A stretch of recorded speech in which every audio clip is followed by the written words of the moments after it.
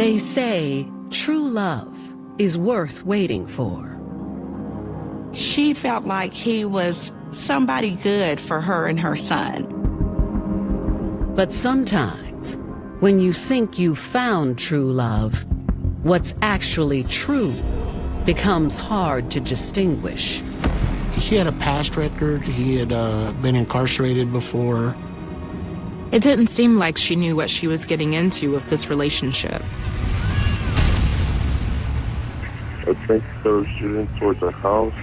They were screaming and yelling.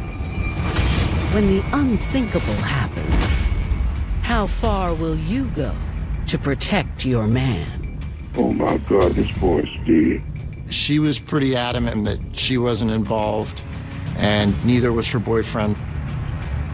I'm sorry. I don't see it. Ain't nothing that you can tell me that make me believe that he killed somebody.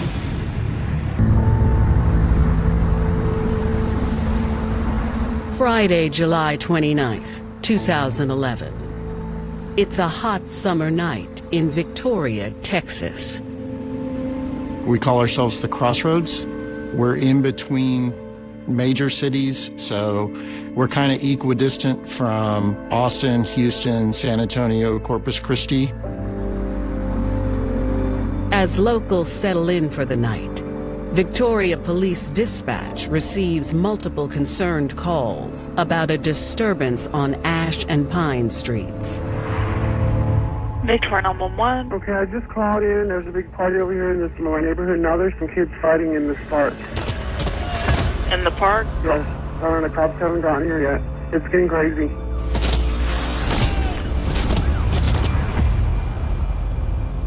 Patrol quickly heads to the neighborhood.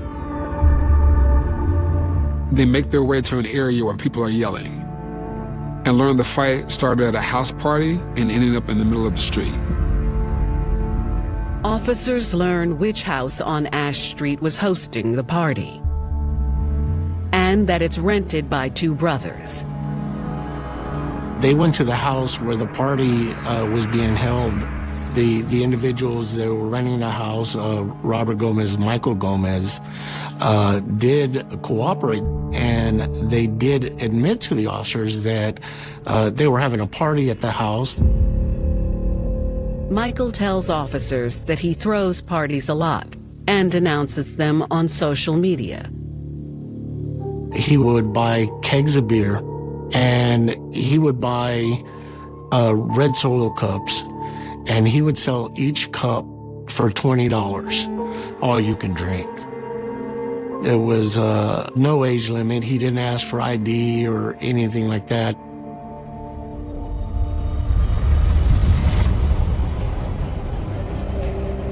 And they explained that some people had showed up. Apparently, they took a cup without paying for it and filled it with beer.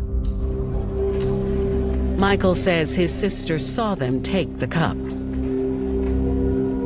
His sister approached them with that and asked them if they paid for that cup of beer. And one of the individuals stated to her that they weren't going to pay for it because the kegs were almost empty. So she slapped the cup out of one of the individual's hands. He called her some vulgar type words. She ended up slapping him. Robert and Michael stated that once the people started to fight, it got out of control, and then people were fighting everywhere.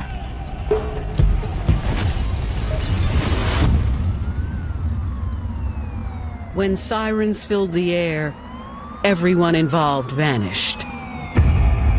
With everybody either gone or hiding out somewhere, the officers decided to head back to the station.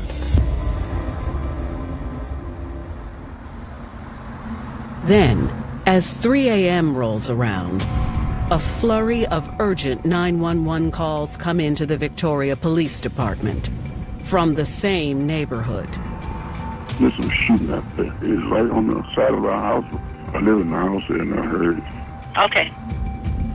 One of the callers says he saw at least 2 people shooting. The back and Okay, forth. so there's two people just by the car shooting back and forth at each other? Yeah, I think they were shooting towards our house. They were screaming and yelling. And then how many shots did you hear? Over 10. When police return, people have cleared out. It's obvious the shooters are gone. One of the first people they talked to was the local pastor who lived at the corner. He's one of the people who reported that shots were fired. Unfortunately, the pastor never saw who was shooting. The officer went outside with his flashlight, looked at the house, and did discover that there were rounds that were in the wood of the house. He takes pictures of the pastor's house. He goes and he finds 13 9mm shell casings laying in the street. And there was some 22 bullets discovered and some shotgun shell casings. Officers have no idea what's going on, who was involved, and who was doing the shooting. But they know at least 3 different guns were used. The officers actually did a search. They walked behind people's houses. They searched everywhere. They looked to see if there was anything they could find, anybody that was injured, anything. And they found nothing. They left the scene.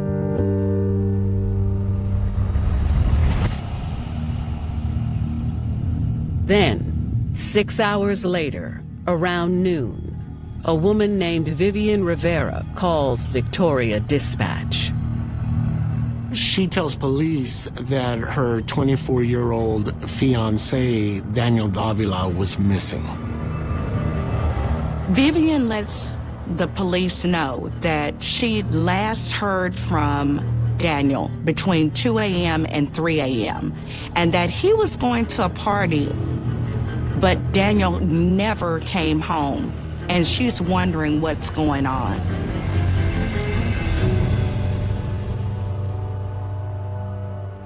Born October 26, 1986, Texas native Daniel Davila was raised with strong family values.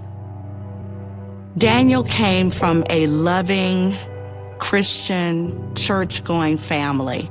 They enjoyed a wonderful life. His parents were very hardworking. They instilled the same work ethic in their son, and he was an auto glass tech. He worked for a company called Safe Light and did really well for himself. In his early 20s, he was lucky enough to find his special someone. He met a wonderful woman by the name of Vivian, and they quickly fell head over heels in love. They were inseparable. And before long, Daniel and Vivian got engaged and started planning a life together. Daniel was excited about his life with Vivian. He had 2 beautiful daughters. His dreams of a picture-perfect family were coming true, and he had a bright future ahead of him.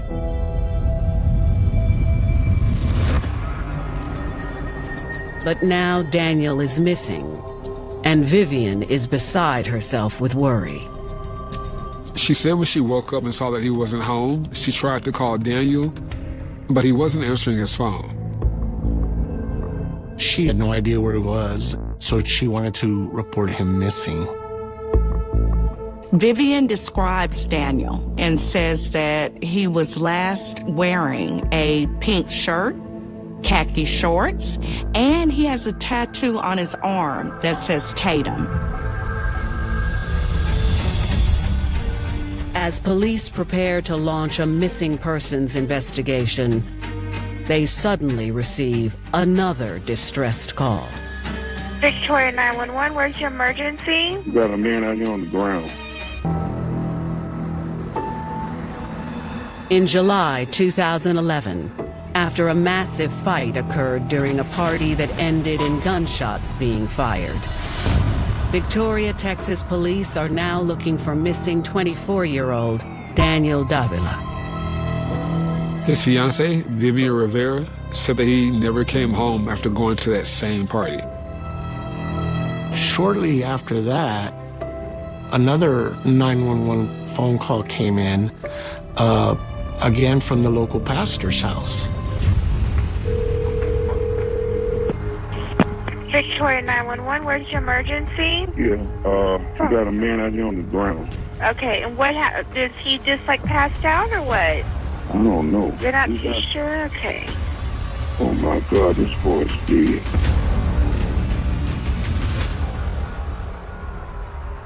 Officers race back out to the scene on Ash Street. When officers arrive, the pastor shows them to the side of the house. Officers find a young man lying face down. He's wearing a pink shirt and khaki shorts, and they confirm that he's deceased. There are no obvious wounds they can see, but officers quickly inform emergency services and detectives. We were summoned to the area to start the initial investigation. We located the victim. He was laying in between a house and a shed. And then we were able to identify that the subject we had was Daniel Davila, based on pictures, and the missing persons report being filed at the same time as we were out with his body. At that point, we processed the crime scene. When we rolled him over, we saw he had a gunshot wound into his gut. We became aware of the shots fired call from the night before. So we began looking for any evidence that might connect to how this body ended up in this yard. Investigators believe when the gunfire rang out, Daniel must have gotten hit and tried to make it home. It looked like he had been going possibly down the alleyway or had maybe been in the storage building hiding and come out and just collapsed. As the body is removed for an autopsy, investigators speak with Michael Gomez, who was hosting the party. He tells detectives that he knows Daniel Davila. He says Daniel was at a club last night, but then arrived after the fight broke out, and that he showed up because he heard that a party was going on. Michael said he heard gunshots around 3 a.m., but he didn't see a vehicle and he didn't know where the shots were coming from.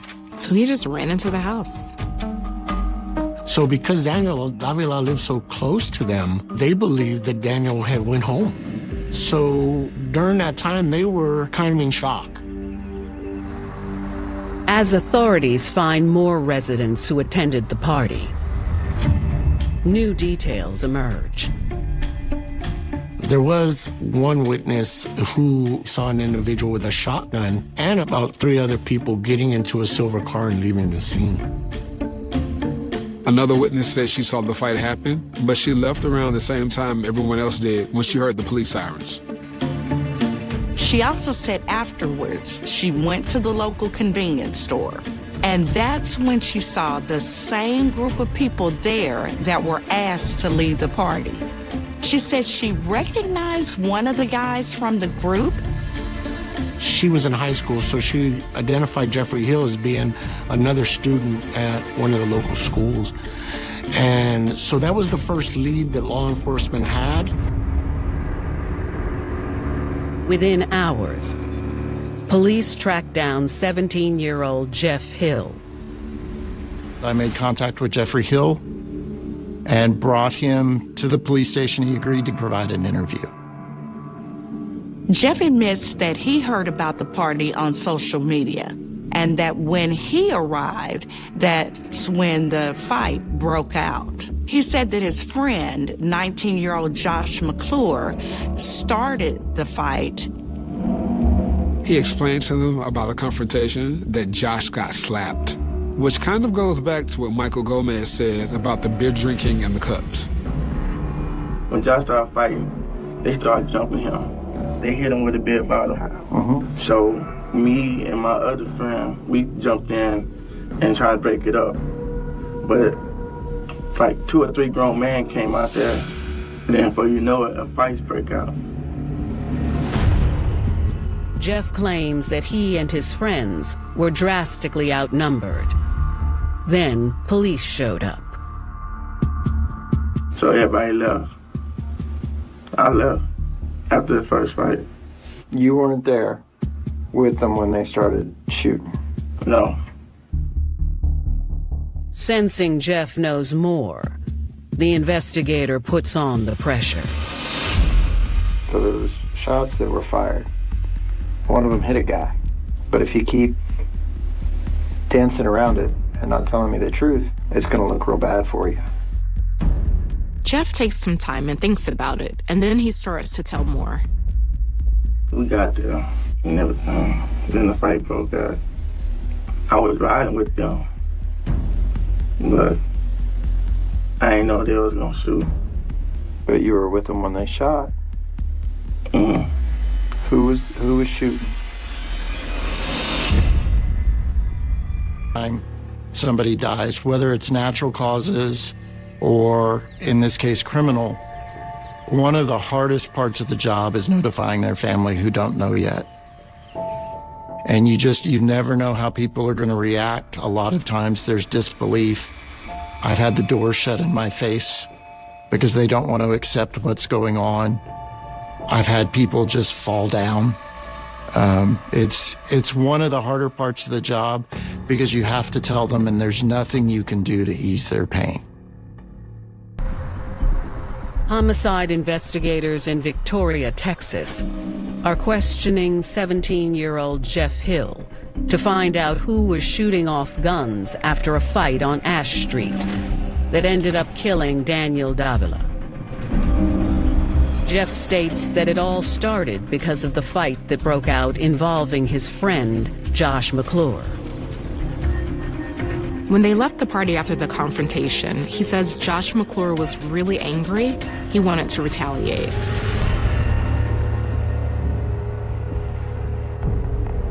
Joshua McClure was looking for people to go back to the party with him, to back him up, because he knew that they were outnumbered if he was to go back. So at that time, Joshua McClure made a phone call. Within no time, he says a guy named Mar arrived with a friend who he only knew as Doughboy. Jeff said that they all piled into a few cars and drove back to where the party was. He says when he came around the corner, some of the guys came out of the party house. And that's when the shooting started. Who was shooting? It was a dude named Mar. And this dude, they call him Doughboy or something like that. He claims he doesn't know their real names, and they were the only ones he saw shooting. What were they using? Do you know what kind of guns they had? Oh, it's pistols. Based on the casings and bullet fragments left at the scene, investigators know that 3 guns were used, not 2. The guns were a .22, a 9mm, and a shotgun. So who was the third shooter? Jeff was asked if he knew the person who was killed, and he said he didn't know who Daniel was. Investigators decide to let him go for now, while they look for Josh McClure and try to figure out who Mar and Doughboy are. That evening, around 9 p.m., officers locate and bring in 19-year-old Josh McClure. He started with, he wasn't involved, he didn't know what happened. Okay, so, and I know there's more to this, okay? I was, like, I don't remember nothing, I don't remember anything. Finally, Josh realizes the seriousness of his situation. Josh eventually admitted he went back over there for the shooting. I was on the back left. Okay. Who's in the front right? I think it was Mar. What's Mar's full name? He says Mar is 20-year-old Marcellus Brown. Okay. Who's in the back seat? Next to you. Jeffrey? He also places Marcellus's girlfriend there, 30-year-old Kia Johnson. Who's driving? Kia? I think it was Kia. Kia was driving. He says she was driving the silver car, which matches what a witness had seen. So what was the plan going back over there? I was gonna go back to fight. Okay. When did it turn into somebody shooting?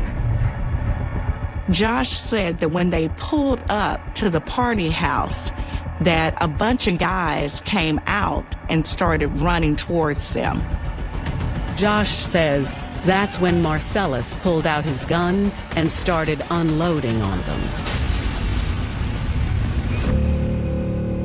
He also doesn't seem to know anything about Doughboy. Josh also says he doesn't even know who Daniel is. I asked him if he had used his phone that night to contact Marcellus Brown to go over there after the original fight, and he confirmed he had. So at that point, we seized his phone as evidence. Investigators try to press on, but before they're able to get anything more from Josh, their interview gets interrupted. Josh's sister, Erica McClure, shows up, and they allow her in the room with him for questioning. She made some statements that made it obvious she had knowledge of what happened, but she was constantly trying to keep Josh from giving us any information. They don't have you on nothing. You didn't do shit. You wasn't even there. She tells Josh, don't talk anymore, and she takes him home. Where your phone at? Despite the interrogation getting cut short, detectives have enough for the arrest of Marcellus Brown. We had both Jeffrey Hill and Joshua McClure implicate Marcellus in shooting, which we believe led to Daniel Davila's death. Both Josh and Jeff were still distancing themselves from the event. Detectives check out Marcellus's criminal history to see who they're dealing with. Marcellus Brown, he had a past record. He had been incarcerated before. Turns out he was out on parole and had just got out of prison for some past drug offenses. On Sunday, July 31st, 2011, around noon, detectives show up to his girlfriend Kia's apartment looking for him. Since Josh said she was there at the shooting and driving her silver car, they also wanted to speak with Kia Johnson. Born in 1980, Kia Johnson grew up in Dallas, Texas. Kia went to church. She was an active member in her community, and she was someone that people were really fond of.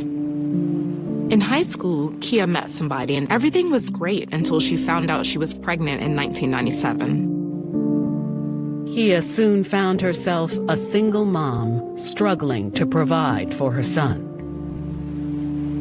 In 2006, Kia starts working at the school district cafeteria to provide for her and her son. It wasn't always easy, but Kia made it work. She hoped to find a partner that could one day help her carry the load. And in April 2011, Kia found everything she was looking for in 20-year-old Marcellus Mar Brown. Kia had this instant connection with Marcellus that she had never felt before. Even though Marcellus was younger than Kia, she felt like he was very ambitious and that he had a good head on his shoulders and that he was somebody good for her and her son. Kia knew that Marcellus would be the perfect man to complete her family. But now it seems that future might be put on hold. 24 hours after the shooting, Investigators arrive at Kia's apartment, ready to arrest her boyfriend for murder. Kia told us that Marcellus wasn't there. We saw a car that was a silver Nissan. So it's looking like the witnesses in Josh's statement are matching up so far. They bring Kia to the station to ask her about the shooting. But she says investigators have it all wrong and points the finger at someone else. I've known him to do things to people. I've known him to With like, we talking about? breaking houses, kick door people, him and his buddies.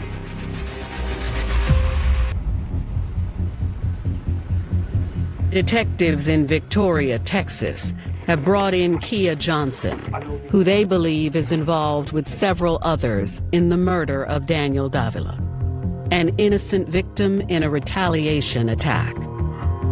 She denied knowing anything about anybody being shot or the shooting. I didn't even know what happened, and I was never at no party. Kia informs officers that she had spent the entire day on July 29th with her boyfriend, Marcellus Brown, until about 10:30 at night. Mark went to Lundale to his friend's house. She did admit that Erica McClure had called her about Josh getting involved in a fight on Ash Street and getting jumped. So she claimed that she and Erica went back over to the party just to see what happened and heard people talking about Josh getting jumped and possibly coming back to fight. But then she and Erica left. Detectives tell Kia that Josh placed her at the shooting, driving the car, and also put a gun in Marcellus's hand that night. Kia quickly denies it. She was pretty adamant most of the time that she wasn't involved, and neither was her boyfriend, Marcellus. I don't see murder in him at all. I watch him with my son. I don't see it. I'm sorry. I don't see it. Ain't nothing that you can tell me to make me believe that he killed somebody. I'm sorry. Kia also informs investigators that if there's anyone they should be looking at, it's Josh.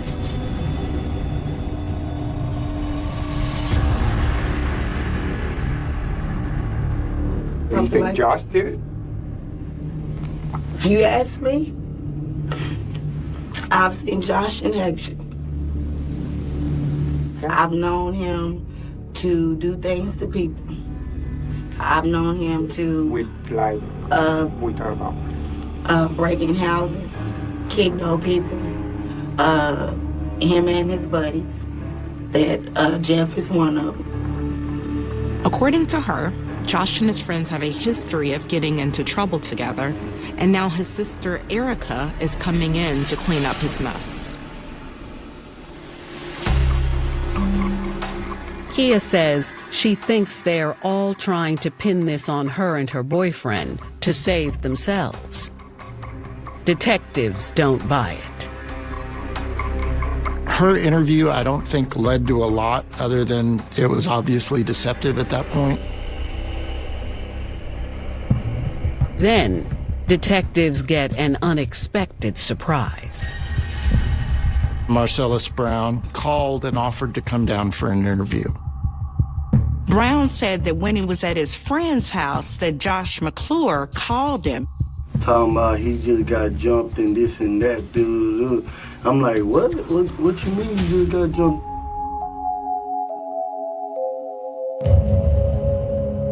Marcellus says he didn't meet up with them and stayed with his friend at his place for a while. So after that, I went home and went to bed. I didn't never go to no party. Marcellus was adamant that he wasn't involved at all in the fight. His alibi was that he was with a friend all night and gives the detectives that friend's name.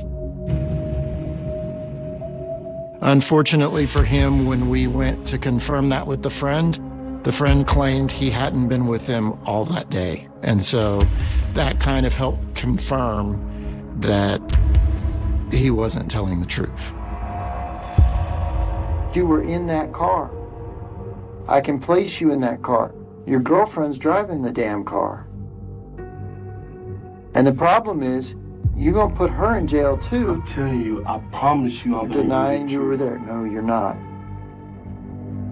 You were there, and I can put a gun in your hand. While we were questioning him and letting him know we knew he was involved, he decided he wanted to leave and didn't want to talk anymore.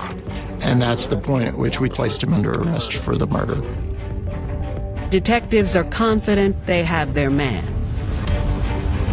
But they're about to find out that there's much more to the story.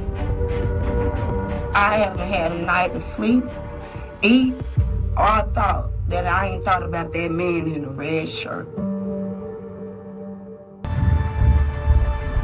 July 31st, 2011, Victoria, Texas. Police have arrested Marcellus Brown for the murder of Daniel Davila. But they know he's not the only one that should be sitting in jail. We were pretty confident he was involved. We still believed other people were involved at that point. That morning, Daniel Davila's autopsy is complete. When we got the medical examiner's report, it confirmed that he died from a gunshot wound and that the bullet that killed him was a 9mm. That was crucial in a way because we knew the guns involved in the shooting. One was a shotgun, one was a .22 revolver, and one was a 9mm pistol. The evidence starts to pile up when data from Josh's phone reveals some incriminating texts. Josh tells Erica that he's going to tell the truth. But Erica was telling Josh not to admit to anything, not to say anything. Investigators are on the right track. But they still need more. They continue to look for the mysterious Doughboy. Once we had Marcellus in custody, we started going back and doing further interviews with Josh, with Jeff. We interviewed Erica. Kia was interviewed again. We started interviewing witnesses. During these interviews, they were able to confirm that Erica not only knew more than what they thought, but she was at the shooting as well.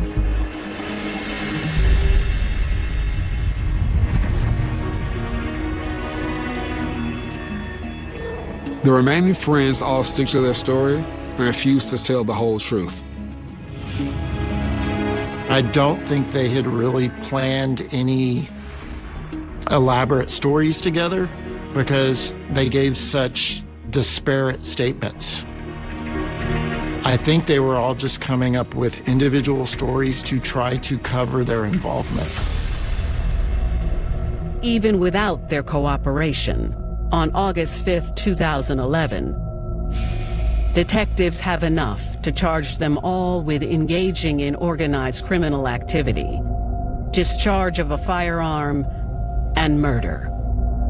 Anytime you have a group of 3 or more that are conspiring to commit that murder, then you also have a charge of engaging in organized criminal activity.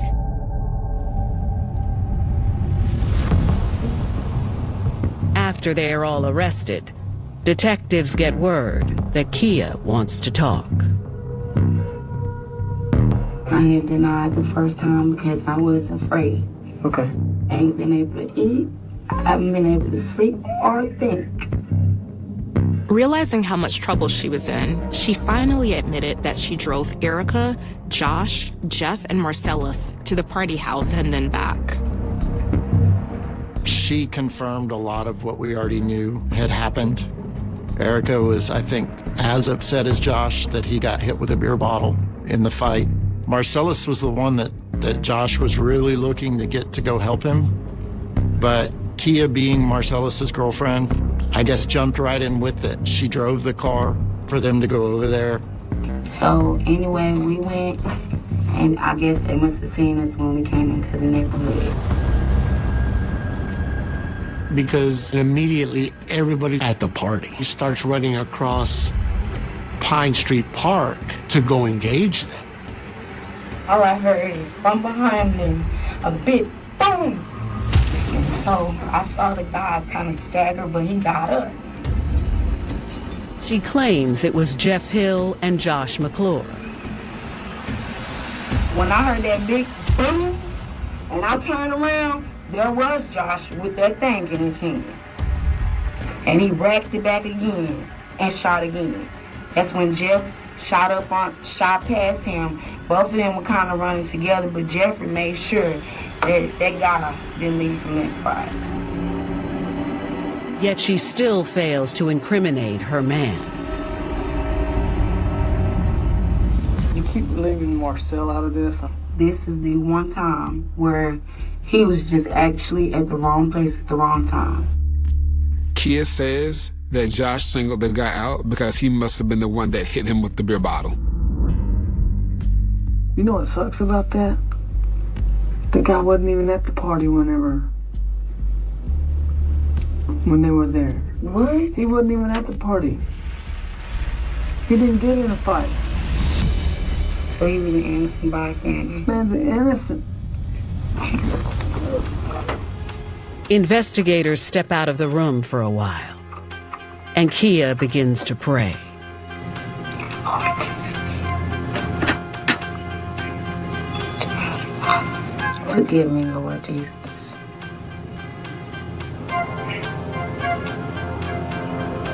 Forgive me. And when they come back in, Kia decides it's time to finally lay all her cards on the table. So I'm going to be honest about anything that y'all ask me. Did you see Marcellus shooting a gun?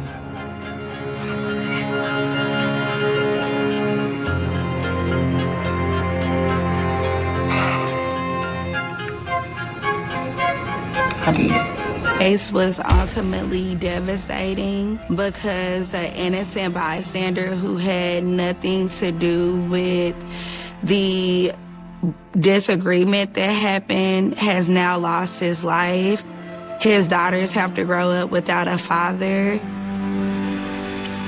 And Kia, if she truly wanted to help her man, she could have helped him to reason with the situation.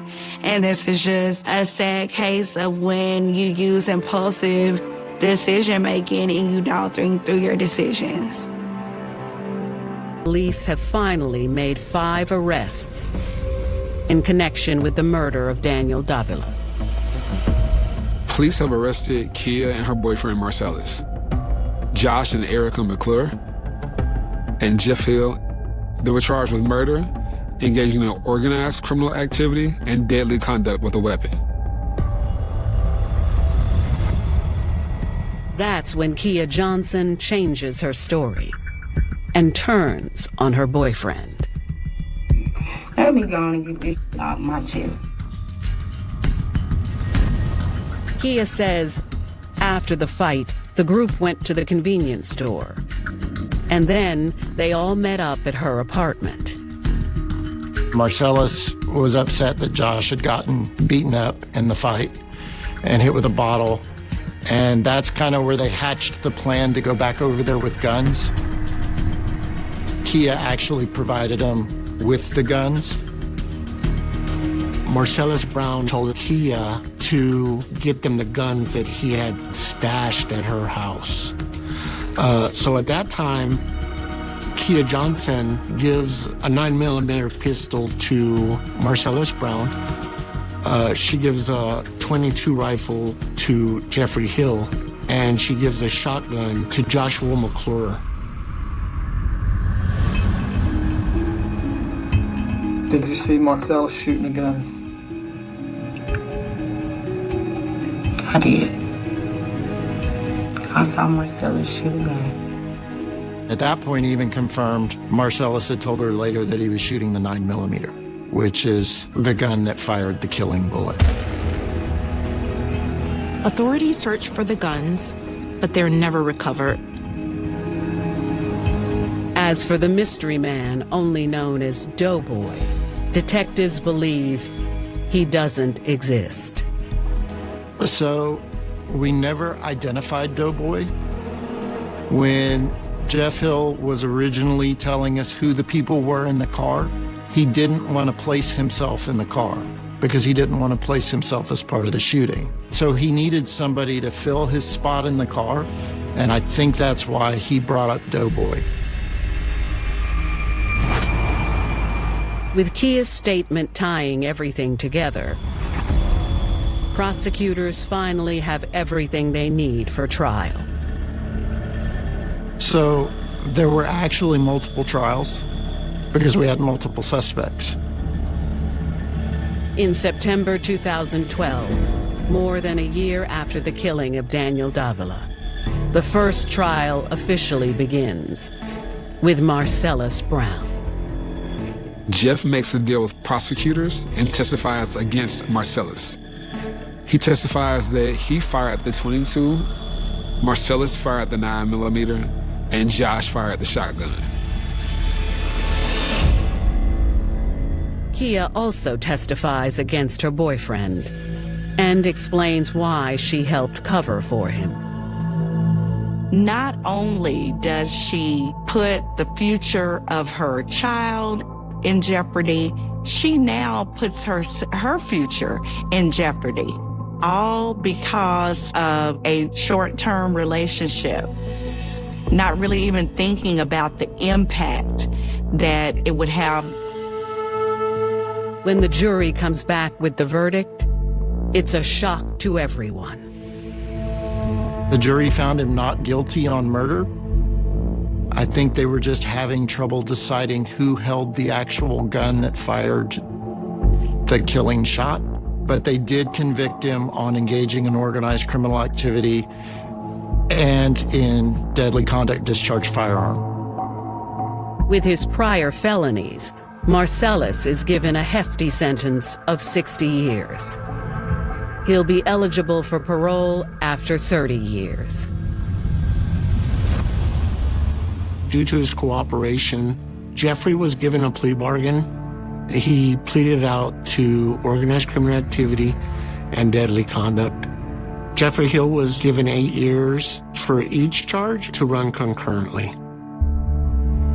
Josh and Erica McClure chose to be tried together, and neither were convicted of murder. However, both were convicted for engaging in organized criminal activity and deadly conduct discharge firearm, and they both received identical sentences of 20 years in prison and a $10,000 fine. Kia Johnson pleaded out to 10 years probation.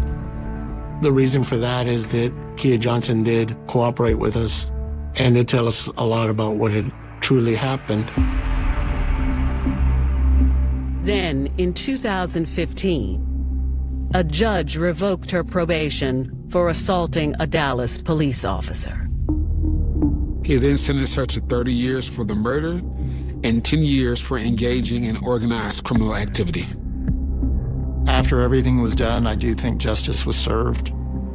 While originally there weren't murder convictions in court, they did receive sentences which... Justice for a ghost. 30-year-old cold case solved in stunning twist. The clock on the precinct wall never truly stopped for Detective Elias Thorne. It just ticked in rhythm with the heartbeat of a mystery that refused to die.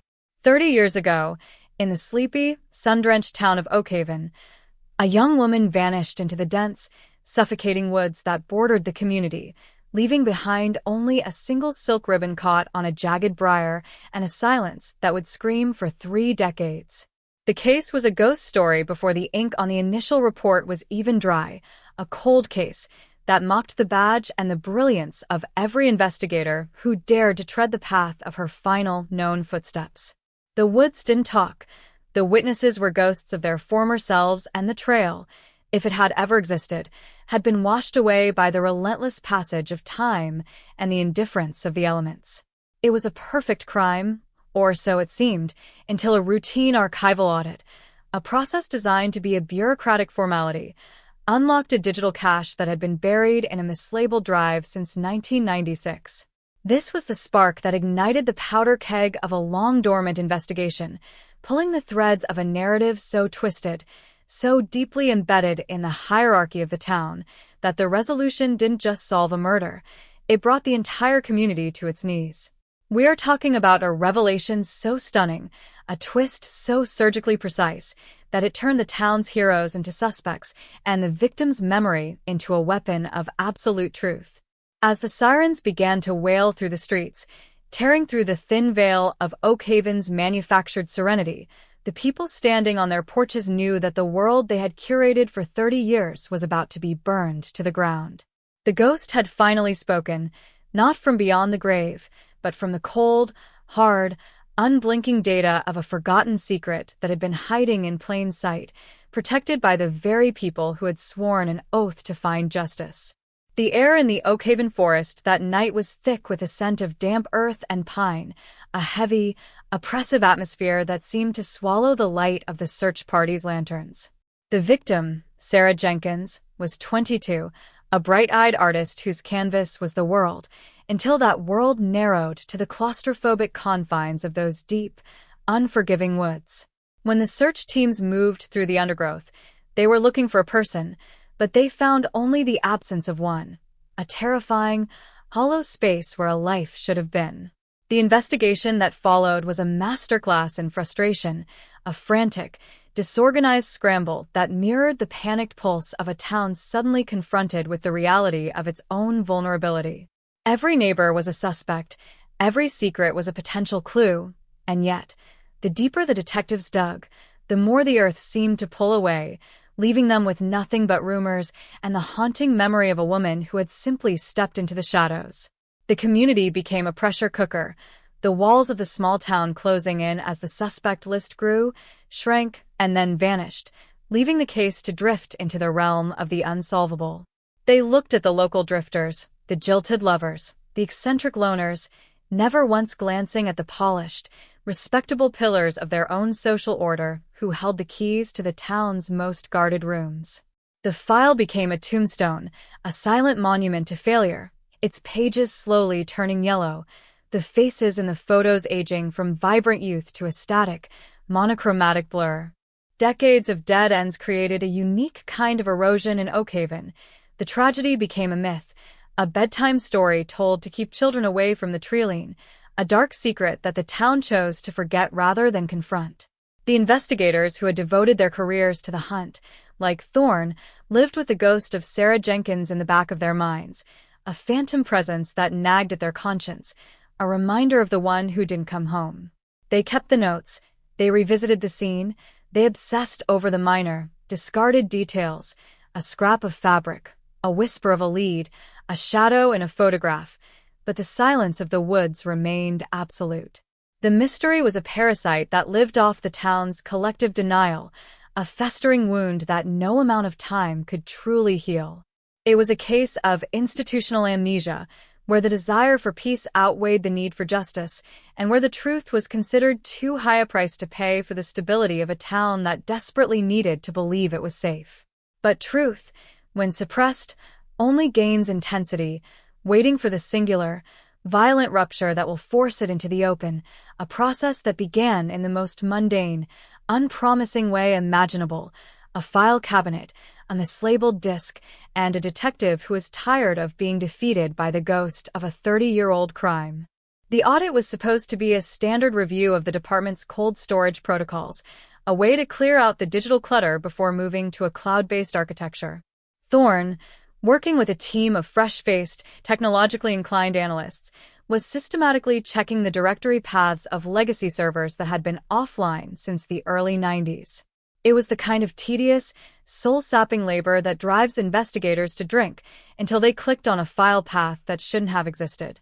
It was a hidden directory encrypted with a rudimentary, almost archaic code, A digital vault that had been bypassed by every previous sweep, hidden behind the administrative overrides of a precinct head who had long since retired.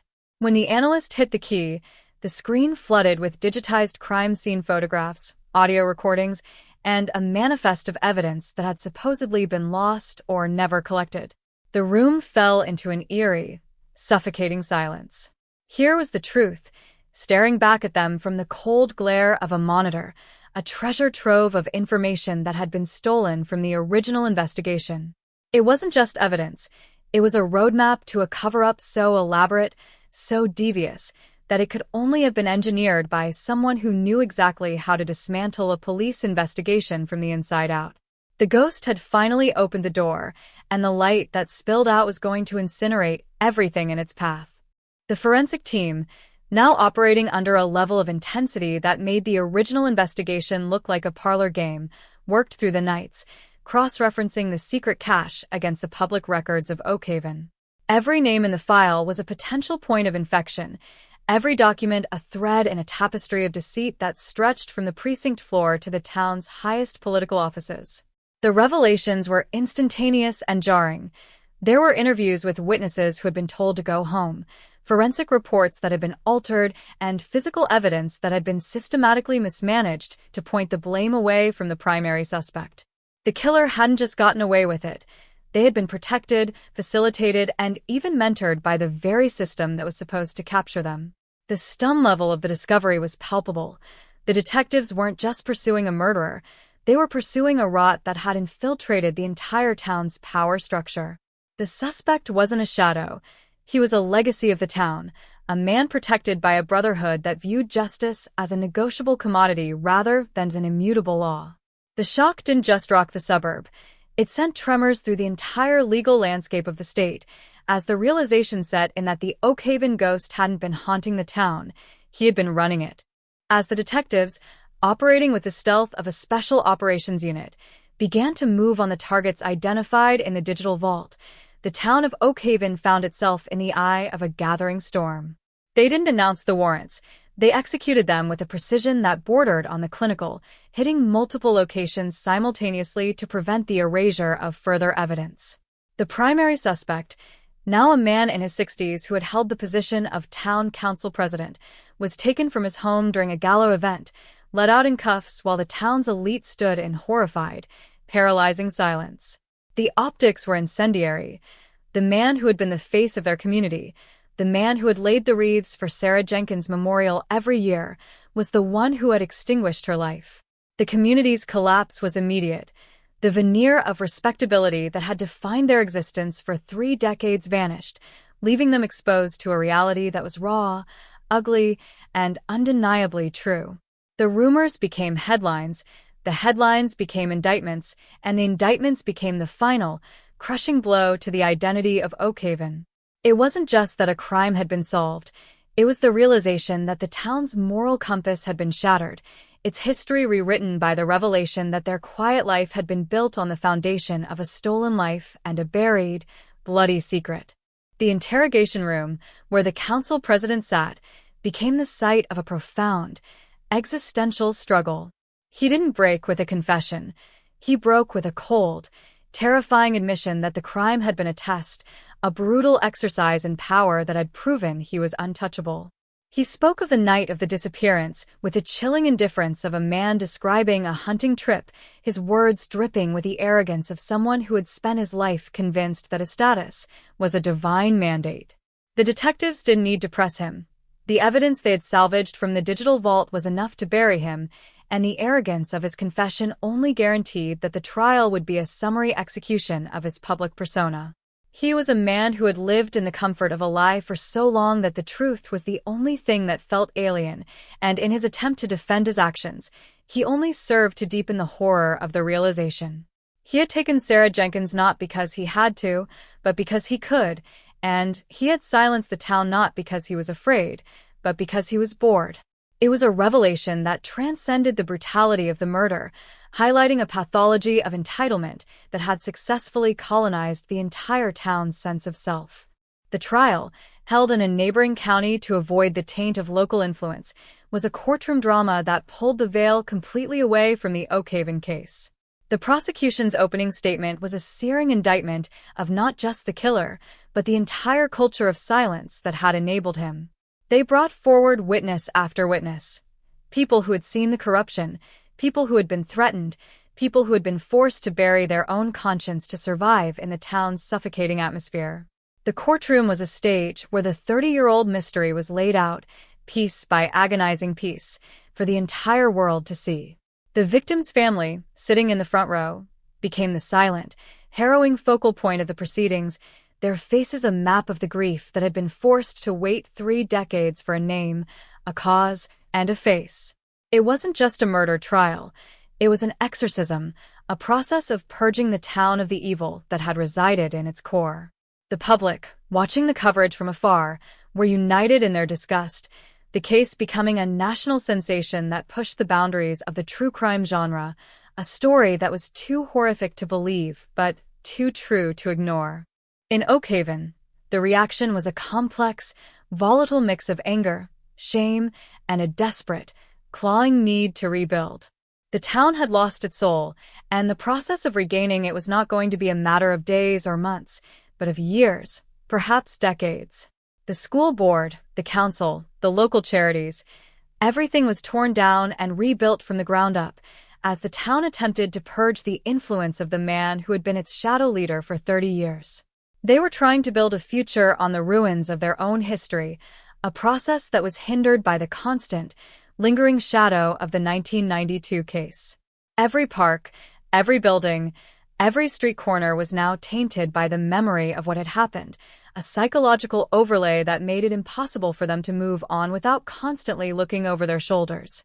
They had regained their innocence, but they had lost their comfort, and that, for a suburb of Oakhaven's type, was a price that was perhaps higher than they had ever anticipated paying. The investigators, now the focal point of the town's reconstruction, were the ones who had to navigate the debris. They were the ones who had opened the vault, and they were the ones who had to manage the fallout. They were no longer just law enforcement. They were the town's collective conscience, the ones to whom everyone turned for the answers that weren't there. They felt the burden of their success, the knowledge that they had delivered the truth, but they also recognized that the truth was not a cure. They were a team that had been tempered by the experience, moving on to other cases with a newfound, almost cynical understanding of the human capacity for darkness. They knew that justice was not a destination. It was a constant, relentless pursuit, and that the only thing they could do was to keep the lights on, to make sure the evidence didn't get lost, and to ensure that the ghost of the next victim didn't wait 30 years to find its voice. The final, lasting impact of the Oakhaven case was not in the verdict, but in the shift in the town's consciousness.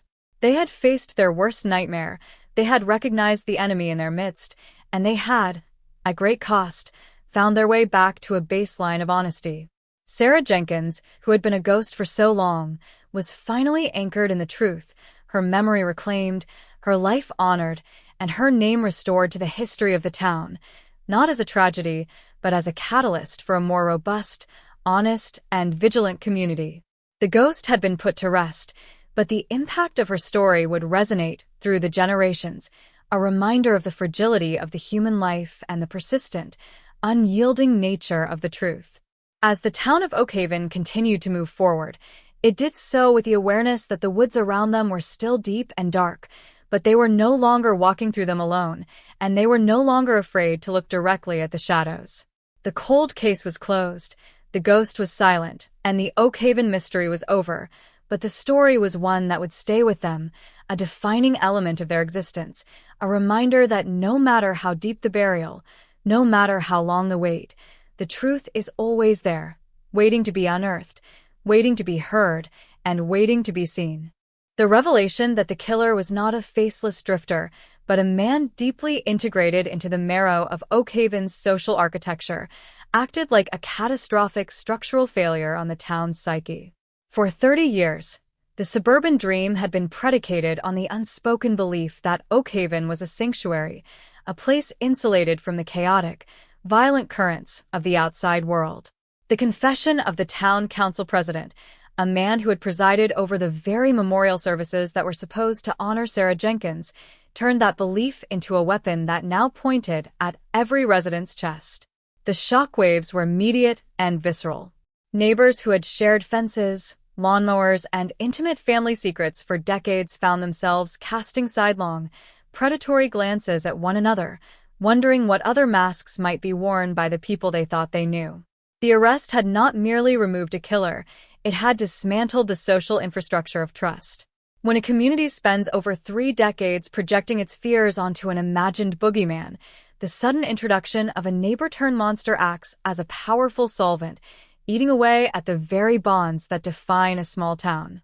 Every friendly gesture, every offer of help, and every polite nod on the street was now being reevaluated through the lens of a 30-year-old betrayal, creating an atmosphere of pervasive, low-level anxiety that hung over the town like a static charge. In the precinct, the atmosphere was one of clinical, suffocating intensity. The detectives who had spent the better part of their lives chasing these particular ghosts were now tasked with the grim reality of the present. The suspect, whose demeanor remained unsettlingly calm, became the center of a labyrinthine legal and psychological interrogation. It was not enough to know he had done it. They needed the why, the how, and, perhaps most agonizingly, the location of anything else he might have hidden in the intervening years. They scrutinized his bank statements, his employment history, and his personal relationships, looking for the jagged edges of his double life. They found a man who had mastered the art of compartmentalization, keeping his monstrous impulses strictly walled off from his domestic existence. He was a man of routines, a man of extreme self-control, and the realization that he had walked away from the scene of the crime and seamlessly re-entered his life. Eating dinner, going to work, and playing with his children was a fact that paralyzed the detectives with a primal, visceral disgust. The victim's family, meanwhile, had entered a state of profound, secondary trauma. The resolution of the case had not provided the catharsis they had been promised by the movies or the media. Instead, it had opened a new, more volatile chapter of grief. They were forced to confront the killer in the legal arena, to look him in the eye, and to realize that the man who had stolen their future was not a villain from a myth, but a pedestrian, mundane individual who was now aging and frail. The dissonance between the monster they had imagined and the man sitting in the orange jumpsuit was a source of constant, grating mental friction. They had to navigate a media circus that wanted soundbites and dramatic emotional reveals, while they were struggling to comprehend the sheer, hollow meaninglessness of the motive. It wasn't a crime of passion or a complex, dark calculation. It was an act of brutal, impulsive predation that had left their family shattered for 30 years. The town's civic response, initially characterized by public outrage, began to splinter into a complex social debate. There were those who believed that the only way to heal was to tear down the house where the killer had lived, to scrub the landscape clean of any reminder of his existence. Others argued that such an act would be an evasion, a way to bury the reality of what had happened rather than learning from it. This wasn't just a discussion about property, it was a desperate, collective attempt to regain control over the narrative. The suburb was trying to redefine itself in the wake of an event that had permanently altered its identity. They were no longer just a safe, quiet place. They were the place where the unthinkable had hidden in plain sight. This transformation was painful, slow, and often divisive, as neighbors turned on one another, debating the morality of their own past ignorance and the urgency of their present suspicion. Forensic experts and investigators from other jurisdictions began to arrive, eager to study the case. The Oak Haven breakthrough became a buzzword in law enforcement, a case study on the absolute, transformative power of persistent cold case investigation. They came to examine the procedures, the digital tracking of the evidence, and the, at times, lucky intersection of genealogy and classic police work. For the local detectives, this was both a moment of professional pride and a source of profound, gnawing humility. They knew that their victory was built on the back of decades of failure. The initial incompetence of the early 90s, the lost leads, the bureaucratic inertia that had stalled the investigation for years. They understood that for every cold case solved with modern science, there were dozens of others that had been lost to the simple, unforgiving passage of time. They were now the public face of justice, but in private, they carried the weight of the many cases that remained, the ones for which there was no DNA, no witness, and no confession. The suspect's defense team, meanwhile, was constructing a strategy that would further inflame the community. They were painting a portrait of the defendant not as a monster, but as a man who had been haunted by his own actions, a narrative that the community found not only insulting but profoundly dangerous. They were attempting to humanize him, to frame the crime as a tragic mistake that had occurred at a weak moment in his youth. It was a defense that threatened to minimize the horror of the event and to invalidate the decades of suffering endured by the victim's family. The court sessions became high-stakes emotional battles, where the prosecution had to meticulously dismantle every attempt to soften the reality of the killer's actions. The courtroom was a pressure cooker of resentment, with the families of other local victims in the gallery, watching with bated breath, hoping that the severity of the sentence would create a precedent that would finally give them their own, long overdue justice. The psychological fallout among the local youth was perhaps the most underreported aspect of the aftermath. Teenagers who had grown up in the shadow of the unsolved mystery were now coming to terms with the fact that their parents had known the killer, that they had been invited into his home, and that the danger they were warned about was not an abstract concept, but a man they had all addressed as councilman. This realization sparked a unique form of generational cynicism. The trust they had been taught to have in their elders, in their institutions, and in the fundamental goodness of their community had been eroded. They were becoming a generation of skeptics, questioning everything from the local school board's safety policies to the very nature of suburban life. It was a cultural shift that would ripple through the area for years, a permanent stain on the innocence of the younger population. The detectives began to look at the other cold cases in the region with a new, ruthless intensity. They created a special investigation task force, specifically to look for patterns of behavior in the other unsolved disappearances. Could there be others? Could this killer have had a precursor or an accomplice? Could there be a network of predators who had used the regional culture of don't ask questions to their advantage? It was a paranoid, high-stakes investigation that pushed the department to its absolute limit. They were digging into the deep history of the county, pulling files that hadn't seen the light of day in 40 years, following leads that were, at this point, essentially rumors. They were chasing the possibility that the 1992 case was not an anomaly, but a symptom of a larger, systemic problem that had been ignored by generations of complacency. The media coverage, which had initially been a local sensation, began to nationalize. Major news networks sent teams to Oakhaven, turning the quiet, leafy streets into a backdrop for somber, late-night broadcasts.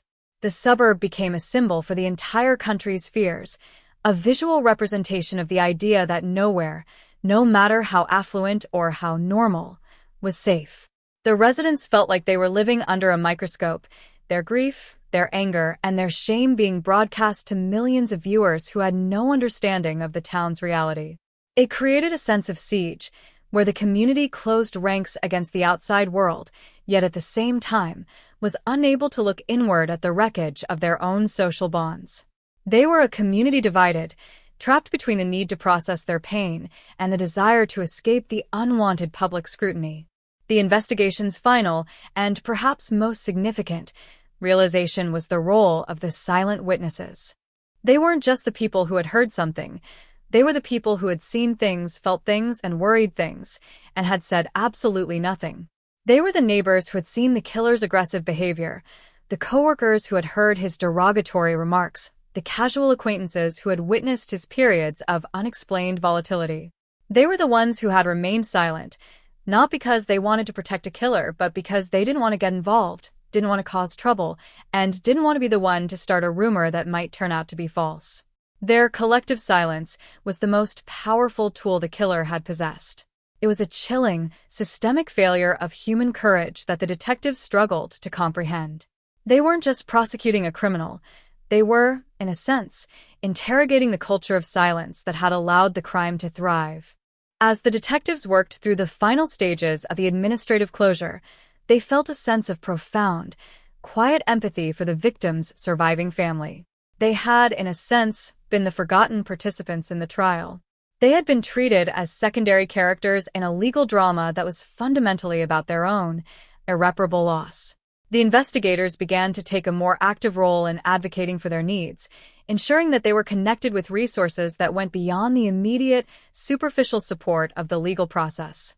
They recognized that the family's journey, their long, silent wait, their public exposure, and their ultimate, hollow confrontation with the killer was a tragedy of a scale that the law simply couldn't address. They spent their own time checking in, offering support, and trying to guide them through the process of after trauma, a term they had begun to use to describe the quiet, grueling work of living when the world had finally and permanently changed. The detectives also had to grapple with their own complex feelings about the resolution. They had done their job. They had achieved the result they had worked toward for 30 years. And yet, there was a sense of dissatisfaction that they couldn't quite shake. They knew, with a certainty that only comes from years of experience, that justice is a flawed, human-constructed, and often inadequate mechanism. It couldn't bring the victim back, it couldn't undo the 30 years of pain, and it couldn't mend the fracture in the town's soul. They realized that their success, in the cold, hard context of the reality they had uncovered, was just a small, necessary repair, a temporary, legalistic bandage on a wound that was, in many ways, too deep to ever fully heal. In the midst of this, a new generation of investigators began to filter into the department, young men and women who had grown up hearing the story of the 1992 case as a piece of local folklore. They were the ones who would have to carry the legacy of the new protocols, who would have to ensure that the mistakes of the past were not repeated, and who would have to navigate the complex, evolving landscape of law enforcement in the digital age. They were both inspired and intimidated by the story, recognizing that the case was the foundation upon which their own professional identity would be built.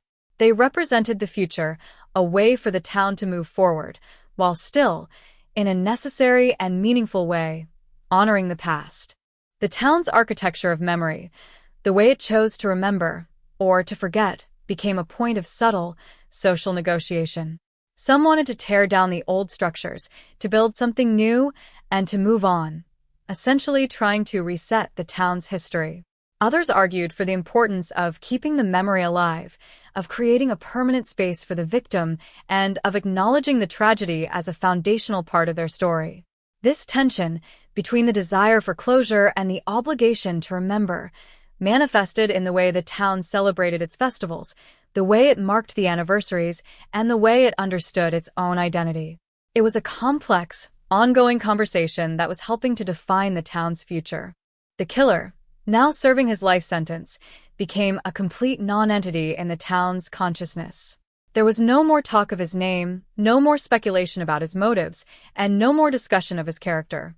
He had been effectively erased, a move that was, in a sense, the town's final, most definitive act of resistance. By refusing to give him a place in their ongoing, shared reality, they were reclaiming their own existence, asserting that his identity, his history, and his legacy were not a part of their future.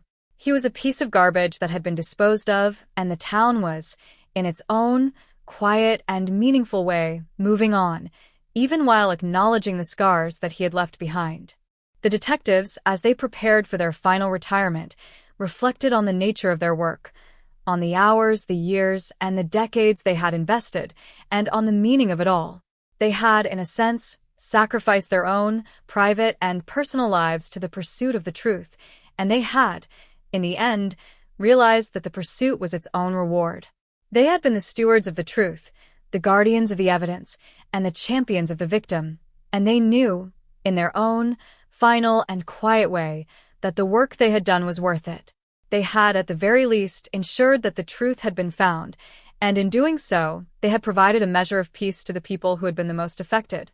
As they walked out of the office for the last time, the detectives felt a sense of profound, quiet closure, not just for the case, but for their own, long and storied careers. They were, in the end, just people who had done their job, and they were ready for the peace of a quiet and simple retirement. They had seen the best and the worst of what people were capable of, and they had, throughout it all, maintained a sense of belief, a belief in the truth, a belief in the necessity of the work, and a belief in the importance of justice, no matter how long it takes, and no matter how much it costs.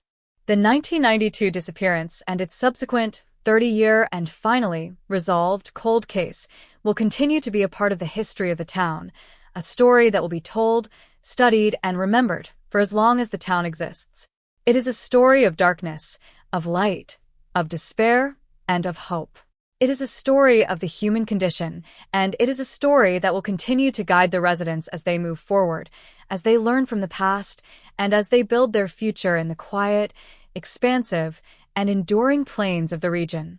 The cold case was solved, but the truth remains a constant, guiding light in the heart of the town. A reminder that the past is never truly gone, but is always a part of us, shaping us, guiding us, and ultimately, making us who we are. The final, lasting impact of the case was the realization that we are all, to some extent, defined by how we choose to respond to the dark. We can retreat into fear, we can ignore the truth, or we can confront it, no matter how hard it is, no matter how long it takes, and no matter the cost. The Oakhaven case taught the town, and by extension, the rest of the world, that the latter path, the path of truth and justice, is the only way to build a life, a community, and a future that is truly worth living. The detectives, who had spent so much of their lives living in the 1992 file, finally found the ability to let go. They had done their part, they had seen the case through to its final, definitive end, and they had, in their own way, honored the memory of the victim in a way that truly mattered, by ensuring that her truth became the truth of the world. They were no longer the detectives of the cold case. They were the architects of a new, more transparent future. And as they walked away from the work that had defined them, they felt a sense of peace that was, in its own way, the final and most rewarding form of justice. The story was, in its essence, a triumph of the human spirit over the anonymity of the unknown. It was a narrative that had begun in a place of total darkness and had, through the persistent application of science, dedication, and truth, emerged into the blinding light of the present. It was a story of a life that was lost, yes, but also of a life that was finally, truly recognized, honored, and understood. And in that, the 1992 cold case remains one of the most powerful and meaningful stories of our time, a beacon that will continue to shine for all those who are still searching for the truth. The final reflection on the entire ordeal is a reminder that the world is a complex place, one where monsters can indeed live in plain sight, and where the most important thing we can do is to remain vigilant, to question, and to always pursue the truth.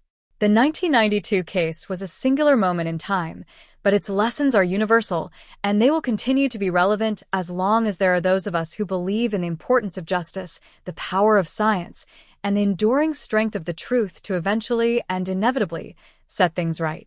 As the years pass and the details of the investigation become part of the historical record, the story of Oakhaven will stand as a testament to the fact that, no matter how long the shadows may be, the light of the truth is always stronger. It is a story of resilience, a story of recovery, and a story of a town that, when faced with its own ghosts, didn't hide, didn't run, and didn't forget. It confronted them, and in doing so, found its own way back to the light. The cold case was solved, but the truth, the memory, and the story of the victim are and will remain an enduring, vibrant, and powerful part of the heart of the community and the soul of the human experience. The detectives, in their final debriefing, emphasized the importance of what they called institutional memory. They warned that the biggest enemy of justice is not the killer, but the tendency of systems to forget. They argued that the success of the 1992 case was due in large part to the fact that, despite the decades of silence, there were still people who remembered, who cared, and who kept the file in the forefront of their minds. They advocated for a new culture where cold cases are not abandoned, but maintained, where there is always a team responsible for the long-term review of unsolved crimes, and where the technology of the future is always applied to the evidence of the past. This philosophy of active maintenance became the standard in the state, a model that was studied by other agencies across the country. It was a recognition that a cold case is not a dead case. It is a waiting case, one that is simply awaiting the right moment, the right technology, and the right team to crack it open. This shift in mindset was perhaps the most significant structural change that came out of the Oakhaven experience, a way to ensure that the mistakes of the past were not repeated and that the victims of the past were not forgotten. The final, closing word on the 1992 case is one of hope. It is the hope that no matter how dark the shadows may be, there is always the potential for truth to emerge. It is the hope that justice, no matter how long it takes, is always a possible outcome. And it is the hope that, through our shared commitment to the truth, our dedication to the memory of those who have been lost, and our relentless pursuit of justice, we can build a world that is safer, more transparent, and more just for everyone. The 1992 cold case is now closed, but the work of justice, the work of truth, and the work of humanity continue, an eternal, haunting, and beautiful part of our collective journey. The detectives, as they reflect on the years they spent on the case, don't focus on the trial, the evidence, or the headlines. They focus on the moment when they were able to call the family and say, "We know who did it." They focus on the silence on the other end of the phone, and then the sobbing, and then the quiet, profound realization that the long, dark wait was over. That moment, that singular, life-altering moment of clarity, was the reason they did the work. It was the reason they spent the years in the archives, the reason they pushed through the exhaustion, and the reason they stayed committed to the truth, even when it seemed impossible. It was the moment they found the humanity in the case, and it was the moment they knew, finally, that they had done their part. The victim, whose name and memory were the heart of the case, is finally at rest. She is no longer a statistic, a cold case file, or a story in a documentary. She is a person who is remembered, who is honored, and whose story has been fully integrated into the life of the town. She is a reminder that every life has value, that every death is a tragedy, and that the pursuit of justice for every victim is a worthy, essential, and noble cause. And as the town moves forward, she will always be a part of their story, a silent, watchful, and deeply significant part of the soul of the community. The story, as it concludes, leaves us with a final and very important thought. The past is not just something we study. It is something we live. We are all, to some extent, the sum of the stories we have been told, the secrets we have hidden, and the truths we have uncovered.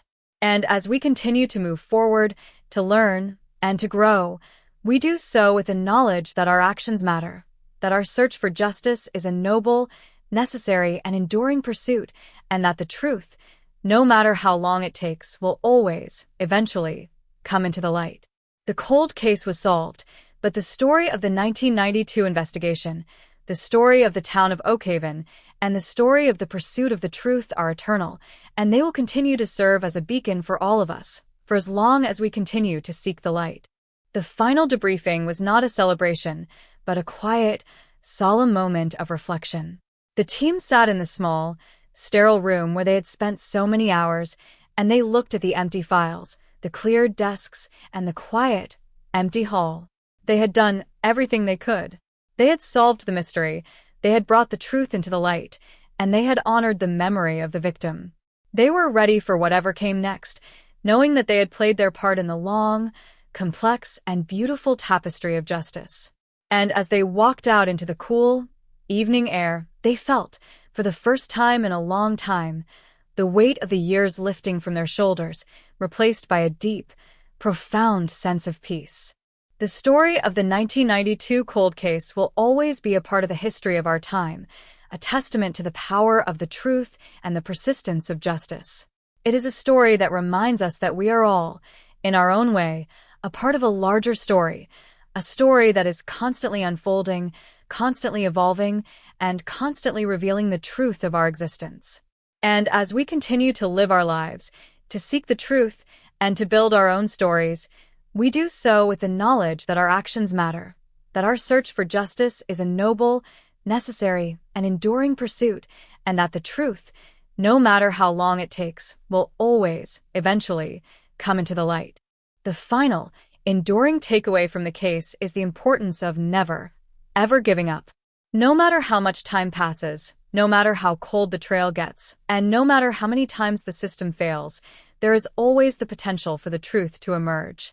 We must remain, In our own ways, the stewards of the past, the guardians of the memory, and the seekers of the truth. We must continue to look, to listen, and to work because, as the case proved, the truth is not just an idea. It is a reality, it is a goal, and it is the most important thing we have. The town, forever changed by the events of 1992, is now a place that understands the power of its own history. The residents know that they have faced a nightmare and survived, and they know that they are part of a larger, global story of justice and resilience. And as the generations continue to grow, to learn, and to work, they will carry the story of the 1992 cold case with them, a constant reminder of the importance of the truth, the persistence of justice, and the enduring, unyielding strength of the human heart. The final thought to leave you with, as you contemplate the 1992 cold case, is that justice is not a destination. It is a journey. It is a process that we are all, in our own way, a part of. And as long as we remain committed to the truth, to the memory of those who have been lost, and to the pursuit of justice, we will always have a way forward, a way to build our lives, and a way to create a world that is, in its own profound way, better than the one we inherited. The case is closed, but the work of truth, the work of justice, and the work of humanity is, and always will be, a constant, ongoing, and essential part of our existence. The last thing the lead detective did before leaving the office for good was to leave a note on the empty file cabinet, a simple, handwritten message. Case closed, truth found, memory honored. It was a small, humble testament to the years of work, the weight of the investigation, and the ultimate and most important result of the entire process. It was a message that would stay in that office for as long as the cabinet existed, a quiet, eternal, and profound reminder of everything they had been through, everything they had learned, and everything they had done. The story of the 1992 cold case ends here, but its impact, its lessons, and its memory will live on, a permanent, vibrant, and powerful part of the heart of the community, the soul of the town, and the mind of everyone who has been touched by the story of the truth, the persistence of justice, and the enduring, unyielding spirit of the human heart. And as we look back, we can only be grateful, grateful for the truth, grateful for the work, and grateful for the reminder that even in the face of the most profound darkness, there is always, always the potential for light. The silence that settled over Oakhaven in the immediate aftermath of the confession was not one of peace, but of profound, unsettling disorientation. For 3 decades, the disappearance of Sarah Jenkins had been a fixed point in the town's orbit, a tragedy that everyone knew, yet no one understood. It had been the backdrop to their births, their graduations, their marriages, a silent, specter-like companion to every milestone. Now, with the confession, that specter had been given a face, a name, and a residential address. The community found itself staring at the wreckage of its own perception. If the man who had been at the neighborhood barbecue, the man who had shared tools with the guy next door, was the same man who had committed the unthinkable, then the very concept of knowing one's neighbor had become an existential threat. The psychological shock was absolute. People started looking at their own lives, their own doors, and their own histories through a cracked lens, searching for the hidden signs they had missed, the subtle cues of malice that had been invisible until they were illuminated by the harsh, clinical light of the truth. In the precinct, the atmosphere was one of grim, mechanical efficiency. The investigators who had spent decades chasing shadows were now processing a living, breathing reality. The interrogation tapes, hours of recorded confession, became the new center of gravity for the department. They sat in small, windowless rooms, listening to the voice of a man who had successfully walked among them while carrying the weight of a horrific secret. It was a surreal experience. They heard him talk about the mundane details of his day, his work, his family, his hobbies, interspersed with the cold, graphic descriptions of the crime. The cognitive dissonance was almost too much to bear. It forced the detectives to compartmentalize their own reactions, to strip away the personal shock and focus solely on the procedural necessity of the case. They had to be certain, beyond any reasonable doubt, that this wasn't a deathbed fabrication or a psychological break. They cross-referenced his words against the physical evidence collected in 1992, verifying the timeline, the logistics, and the specific, idiosyncratic details of the scene that only the killer could have known. As the physical verification proceeded, the town began to manifest its own form of trauma. The street where Sarah Jenkins had lived became a site of quiet, mournful visitation. People would drive by, slowing their cars to a crawl, looking at the house as if expecting it to offer some explanation, some key to understanding how such a thing could happen behind its front door. The parents of the victim, who had long ago resigned themselves to the status of waiting for an answer, were now confronted with the finality of that answer. It was a different kind of pain, not the agonizing, open-ended question of the past, but the sharp, piercing reality of the present. They had to prepare for a trial, they had to prepare for the media, and they had to prepare to confront the man who had destroyed their world. Their grief, once a quiet, private devotion, became public property, dissected by journalists and scrutinized by a town that was trying, in its own clumsy way, to understand its own complicity in the decades of silence. The killer's past, meanwhile, was put under the microscope. Investigators traced his history not just to 1992, but long before, looking for the telltale signs of a developing predator. They found a pattern of behavior that had been consistently overlooked: minor run-ins with the law, unexplained gaps in his employment, instances of aggressive behavior that had been written off as temperamental or misunderstood. It was a masterclass in how a serial predator exploits the benefit of the doubt. He had used the town's own values, the assumption of goodness, the desire for harmony, the reluctance to judge, as a protective layer. He had been a predator who knew that as long as he kept his head down and his demeanor unremarkable, he could remain invisible. The realization that he had thrived because of the town's own decency was perhaps the most damaging aspect of the entire affair. It made the community feel like an unwitting enabler, a realization that spurred a deep, localized crisis of conscience. Legal experts and forensic psychologists were brought in to analyze the killer's profile. They looked at the gray man phenomenon, individuals who are so perfectly attuned to the mundane expectations of their environment that they cease to be perceived as individuals at all. He wasn't a mastermind, he was a master of integration. He had mastered the social script of the small town. He attended the necessary events, he made the right noises, he engaged in the expected interactions, all while maintaining a rigid, impenetrable internal wall that separated his social life from his private, monstrous impulses.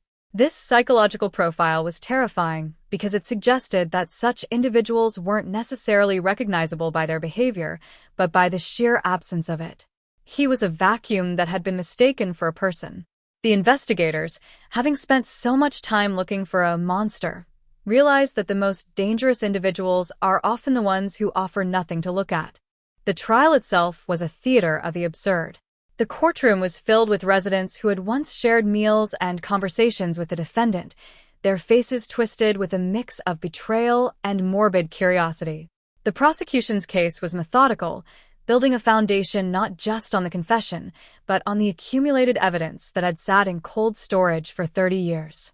The hair samples, the forensic traces, the circumstantial timelines, it all coalesced into an irrefutable narrative. The defense, in a last-ditch effort, tried to argue for mental instability, for a life of repressed impulses, but the jury was unmoved. The clarity of the confession, the coldness of the details, and the sheer, 30-year span of the deception were enough to ensure a verdict of guilty. When the sentence was finally handed down, life without the possibility of parole, the courtroom was silent. It was a silence that was not satisfied, not triumphant, but profoundly, deeply weary. After the trial, the town tried to return to its previous state of normalcy, but the normal had shifted. The 1992 disappearance had been a tragedy. The 2026 arrest was a trauma. The former was a loss. The latter was a revelation. People started to lock their doors again, not because they feared the outside, but because they feared the inside of their own social circles, their own schools, their own homes. The collective identity of the town had been challenged, and the answer they had found was one of suspicion. This new, Guarded reality became the permanent legacy of the case. They had lost the ability to assume the best in their neighbors, a change that felt like a permanent diminishment of their quality of life. The detectives, as they archived the case file, noted this change with a sense of regret. They had done the right thing, they had achieved justice, but they had also, in the process, changed the soul of the community. The victim's family, having moved through the court process, began the long, quiet work of reclaiming their lives. They had been defined by the disappearance of family of the missing for 3 decades. Now, they were a family that had to learn how to exist without that singular, all-consuming identity. They were survivors in a world that had forgotten how to look at them without seeing the tragedy. Their recovery was not a linear path. It was a series of setbacks, memories, and moments of profound, unexpected grief. They were forced to reconcile the person they remembered, the girl with the dreams, the potential, the life, with the horrific way in which that life had been extinguished. It was a conflict that required a new, more advanced kind of therapy, a kind that focused not on the finding, but on the living after. The investigation team, meanwhile, was faced with a new challenge, the aftermath. They were the ones who had to manage the expectations of the public, the inquiries from other jurisdictions, and the ongoing, internal work of professional reflection. They were the bridge between the tragedy and the resolution, and they carried the weight of both. The success of the case had made them heroes in the eyes of the media, but in their own eyes, they were just people who had been lucky enough to be in the right place, at the right time, with the right technology. They were acutely aware that for every cold case solved, there were dozens that would never be, and this realization was a constant, underlying pressure on their work. They had achieved closure for one family, but they had also opened the door to the realization of how many families were still, and would always be, in the dark. The town schools, recognizing the shift in the community's mood, implemented new, mandatory community awareness programs. They were designed to teach children about the reality of interpersonal risks, but also to encourage the kind of skepticism that might prevent such a disaster in the future. It was a sensitive, difficult topic. How to teach children to be both open and wary, both trusting and safe. The teachers struggled to find the right language, to strike the right balance, but it was a necessary evolution. The town was, in effect, trying to raise a generation that would be immune to the kind of deception that had flourished for 30 years. They were trying to build a future out of the ruins of their past. As the months turned into years, the memory of the killer, the confession, and the trial began to take on a more institutionalized form.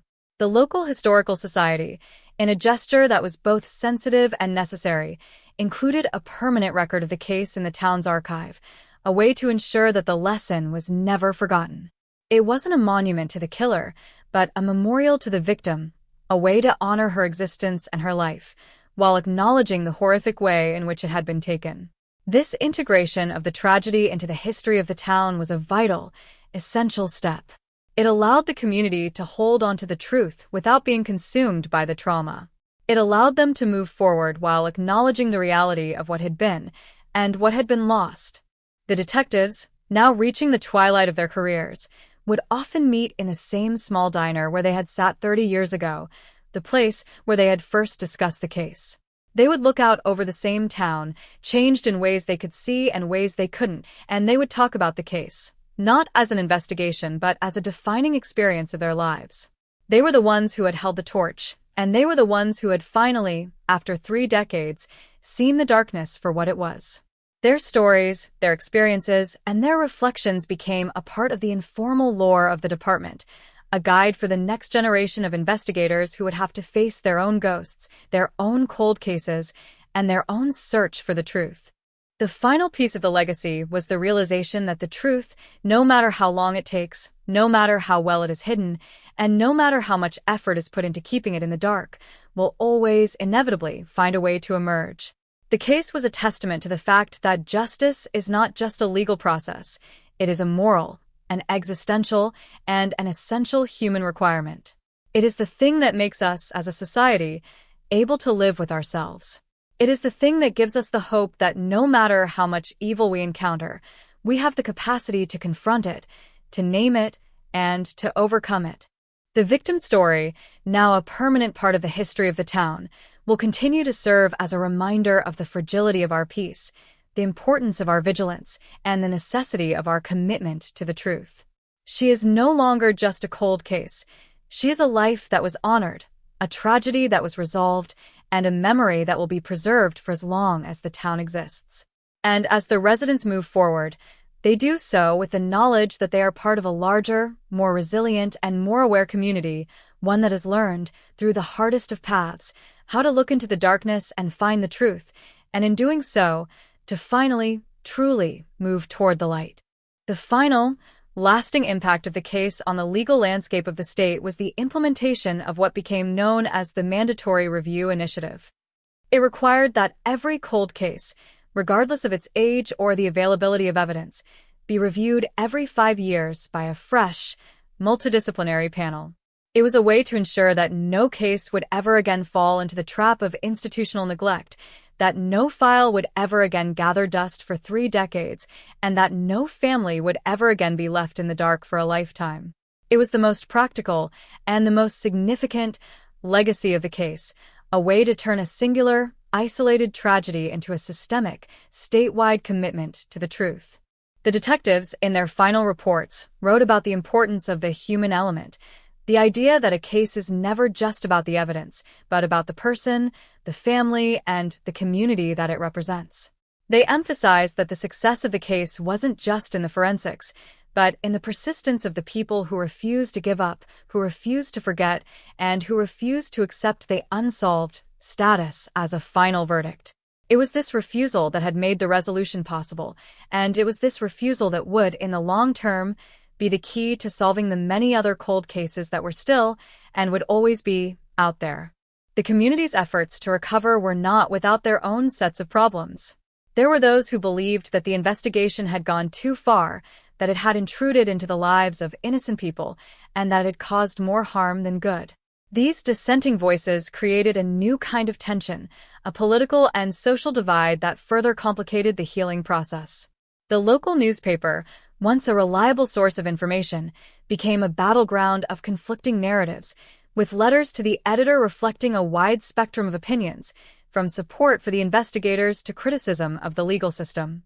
It was a clear indication that the trauma was not just personal, but political, and that the resolution of the case had not provided a clean slate, but a new, complex challenge. The school, in particular, became a focal point for the community's attempt to move forward. The teachers and administrators worked to create a curriculum that focused on the importance of critical thinking, of questioning authority, and of understanding the complexities of the world. They wanted to ensure that the next generation of Oak Haven residents would be better prepared to deal with the realities of life, to see the world as it really was, rather than as they wished it to be. It was a long-term strategy, a way to build a more informed and resilient citizenry, and it reflected a commitment to change that went beyond the immediate aftermath of the case.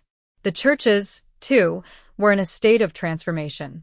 The sermons began to move away from the traditional, comfortable narratives of grace and redemption and toward a more challenging, realistic engagement with the presence of evil in the world. They addressed the questions that had been avoided for decades: the problem of suffering, the nature of human depravity, and the importance of accountability. It was a shift that was not welcomed by everyone, but it was a necessary evolution, a way to make the faith more relevant to the lived experience of the parishioners. In the end, the impact of the 1992 case was felt in every corner of the town. It had been a transformative event, a catalyst for change that had touched everyone, from the oldest resident to the youngest child. It had been a period of profound trial and significant growth, a chapter in the life of the community that would never be forgotten. And as the residents of Oak Haven looked toward the future, they did so with a sense of caution, but also with a sense of hope. They had been through the fire, they had been forged by the ordeal, and they were, in their own way, ready to face whatever the world had to throw at them. The cold case was solved, but the town of Oak Haven was still writing its story, a story of recovery, of resilience, and of the enduring power of the truth. The investigation into the 1992 case was not just about finding the killer, it was about reclaiming the truth. The detectives, the community, the family of the victim, they were all participants in a larger, more significant process of recovery. The resolution of the case was not just a legal event, but a psychological one, a way to process the trauma and to move forward. It was a journey, a path that led through the darkness and into the light, and as the residents of Oak Haven continued their journey, they did so with a renewed sense of purpose, a deeper understanding of themselves, and a commitment to the truth that would, in the end, be the most important legacy of the case. The story was, in its own way, a reflection of the human condition. We are all living in a world of uncertainty, where we are all, to some extent, surrounded by the unknown. And yet, we continue to strive, to search, and to hope for the truth. The case, in its own tragic and ultimately triumphant way, is a testament to the fact that truth, no matter how long it takes to emerge, is the ultimate goal of our existence. It is the light that guides us through the darkness, the anchor that holds us in the storm, and the foundation upon which we build our lives. And as the story of the 1992 cold case continues to be told, it will serve as a beacon, a reminder of the power of the human spirit and the enduring importance of the truth forever, in the heart of the town and in the lives of those who have been touched by the tragedy. The final piece of the puzzle, the realization of the killer's true nature, was not found in a grand revelation, but in the slow, meticulous accumulation of evidence over the course of the investigation. It was the result of a dedication that was not just professional, but deeply, profoundly personal. The investigators had made the case their own, they had lived with it, and they had been transformed by it. And in that, the case was not just about the arrest. It was about the testament to the power of the human spirit to endure, to persist, and to find the truth in the face of insurmountable odds. The cold case was solved, but the story of the 1992 investigation was just beginning to be fully understood, a testament to the fact that justice, while often delayed, is never truly lost. The quiet, desolate woods, which had for 30 years been the silent witness to a tragedy, were now, in a sense, reclaimed. They were no longer just a place of loss. They were a place of resolution. The secrets they had guarded for so long had been brought to light, and the silence they had held for 3 decades had been broken. The land, in its own way, had participated in the journey, providing the setting for the story and the backdrop for the resolution. And as the detectives looked out over the horizon, they knew that the story they had uncovered was just the beginning of a larger, more comprehensive understanding of the truth, a truth that would continue to grow, to evolve, and to shape the lives of the people who called this place home. The cold case was solved, but the truth, the memory, and the story of the town were, in their own, profound way, eternal. The lessons of the 1992 case, of the fragility of the social contract, of the necessity of vigilance, and of the enduring power of the truth, were now woven into the very fabric of the town. They were a part of its history, a part of its identity, and a part of its future. And as the residents moved forward, they did so with the knowledge that they had been tested, they had been through the fire, and they were, in their own way, stronger for it. The cold case was a tragedy, but it was also a teacher, a guide, and a source of profound, life-changing wisdom. And in the heart of the region, the story of the 1992 cold case would continue to live on, a testament to the human spirit, the power of justice, and the enduring, unyielding nature of the truth. The detectives, now retired or moving on to new cases, left behind a legacy that would continue to inspire and to challenge. They had shown what was possible when the dedication to the truth was matched by the persistence of the search.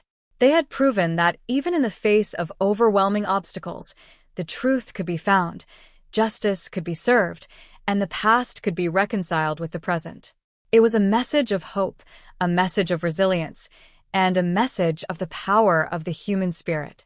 And as they walked away from the station, they knew that their work had not just been about the case. It had been about something much greater, about the importance of never giving up, the necessity of always looking for the truth, and the enduring, relentless nature of justice itself. The 1992 cold case, finally, was not just a case. It was a testament to the fact that we are all, in our own way, a part of a larger story. We are all linked, We are all connected, and our actions, whether they are known or unknown, have a lasting impact on the world around us.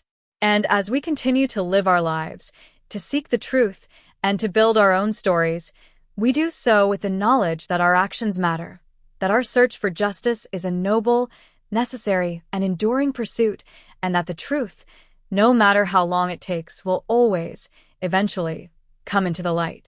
The cold case was solved, and with it, a piece of the world had finally been set right. A reminder of the power of the truth, the persistence of justice, and the enduring, unyielding spirit of the human heart. The final word of the investigation was not a victory lap, but a quiet, humble reflection on the nature of the truth and the responsibility we have to it. It was a recognition that we are all stewards of the past, that we have a duty to remember, to honor, and to acknowledge the truth of what has happened, even when it is painful. And in that, the investigators found their own final piece. The 1992 case was now, officially, a matter of history.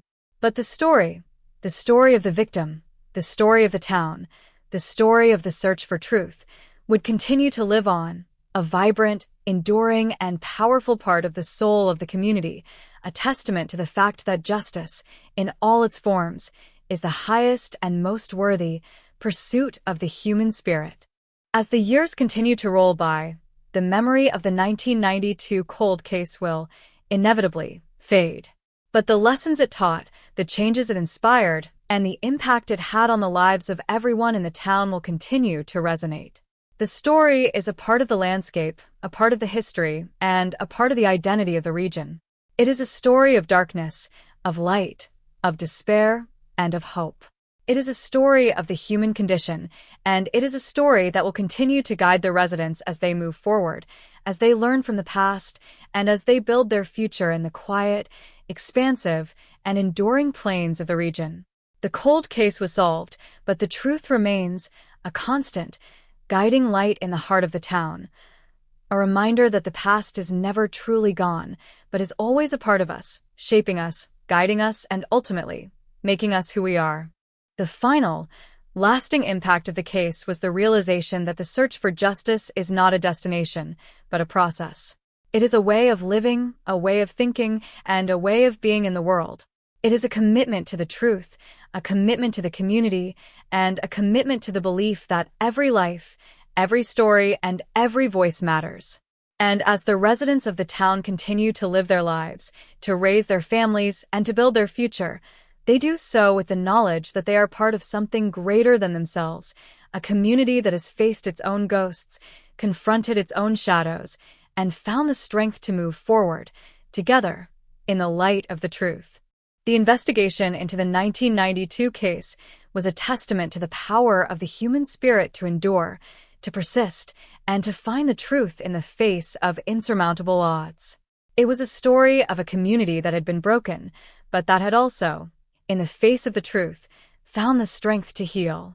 It was a story of a family that had finally found closure, of a town that had finally confronted its past, and of a set of investigators who had dedicated themselves to the pursuit of justice.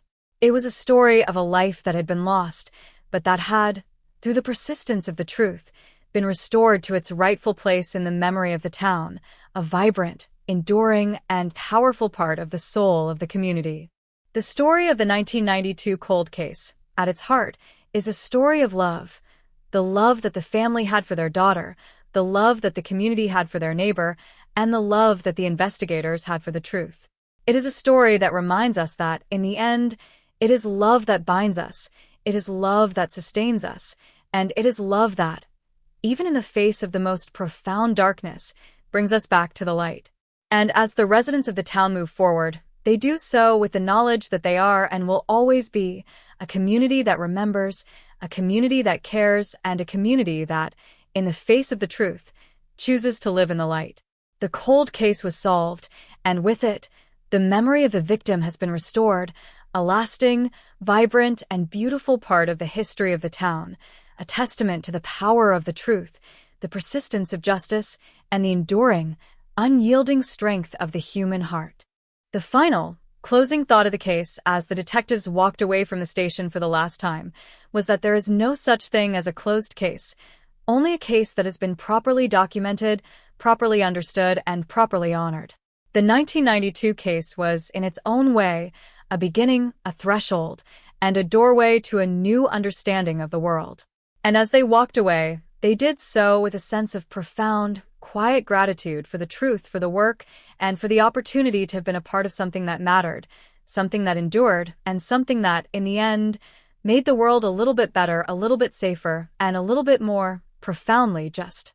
The cold case was solved, but the story, the memory, and the search for truth would continue, an eternal, haunting, and beautiful part of the heart of the community and the soul of the human experience.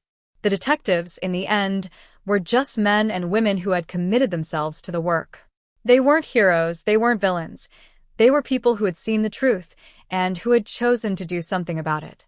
And in that, the case was not just about the arrest. It was about the power of the individual to make a difference. It was about the power of one person, one detective, one researcher, to change the course of history, to bring light into the dark, and to make the world a better, more just place. And as they left the station, they knew that their work had been worth it, that the truth had been found, and that the memory of the victim had been honored in the only way that mattered, by the pursuit and by the revelation of the truth.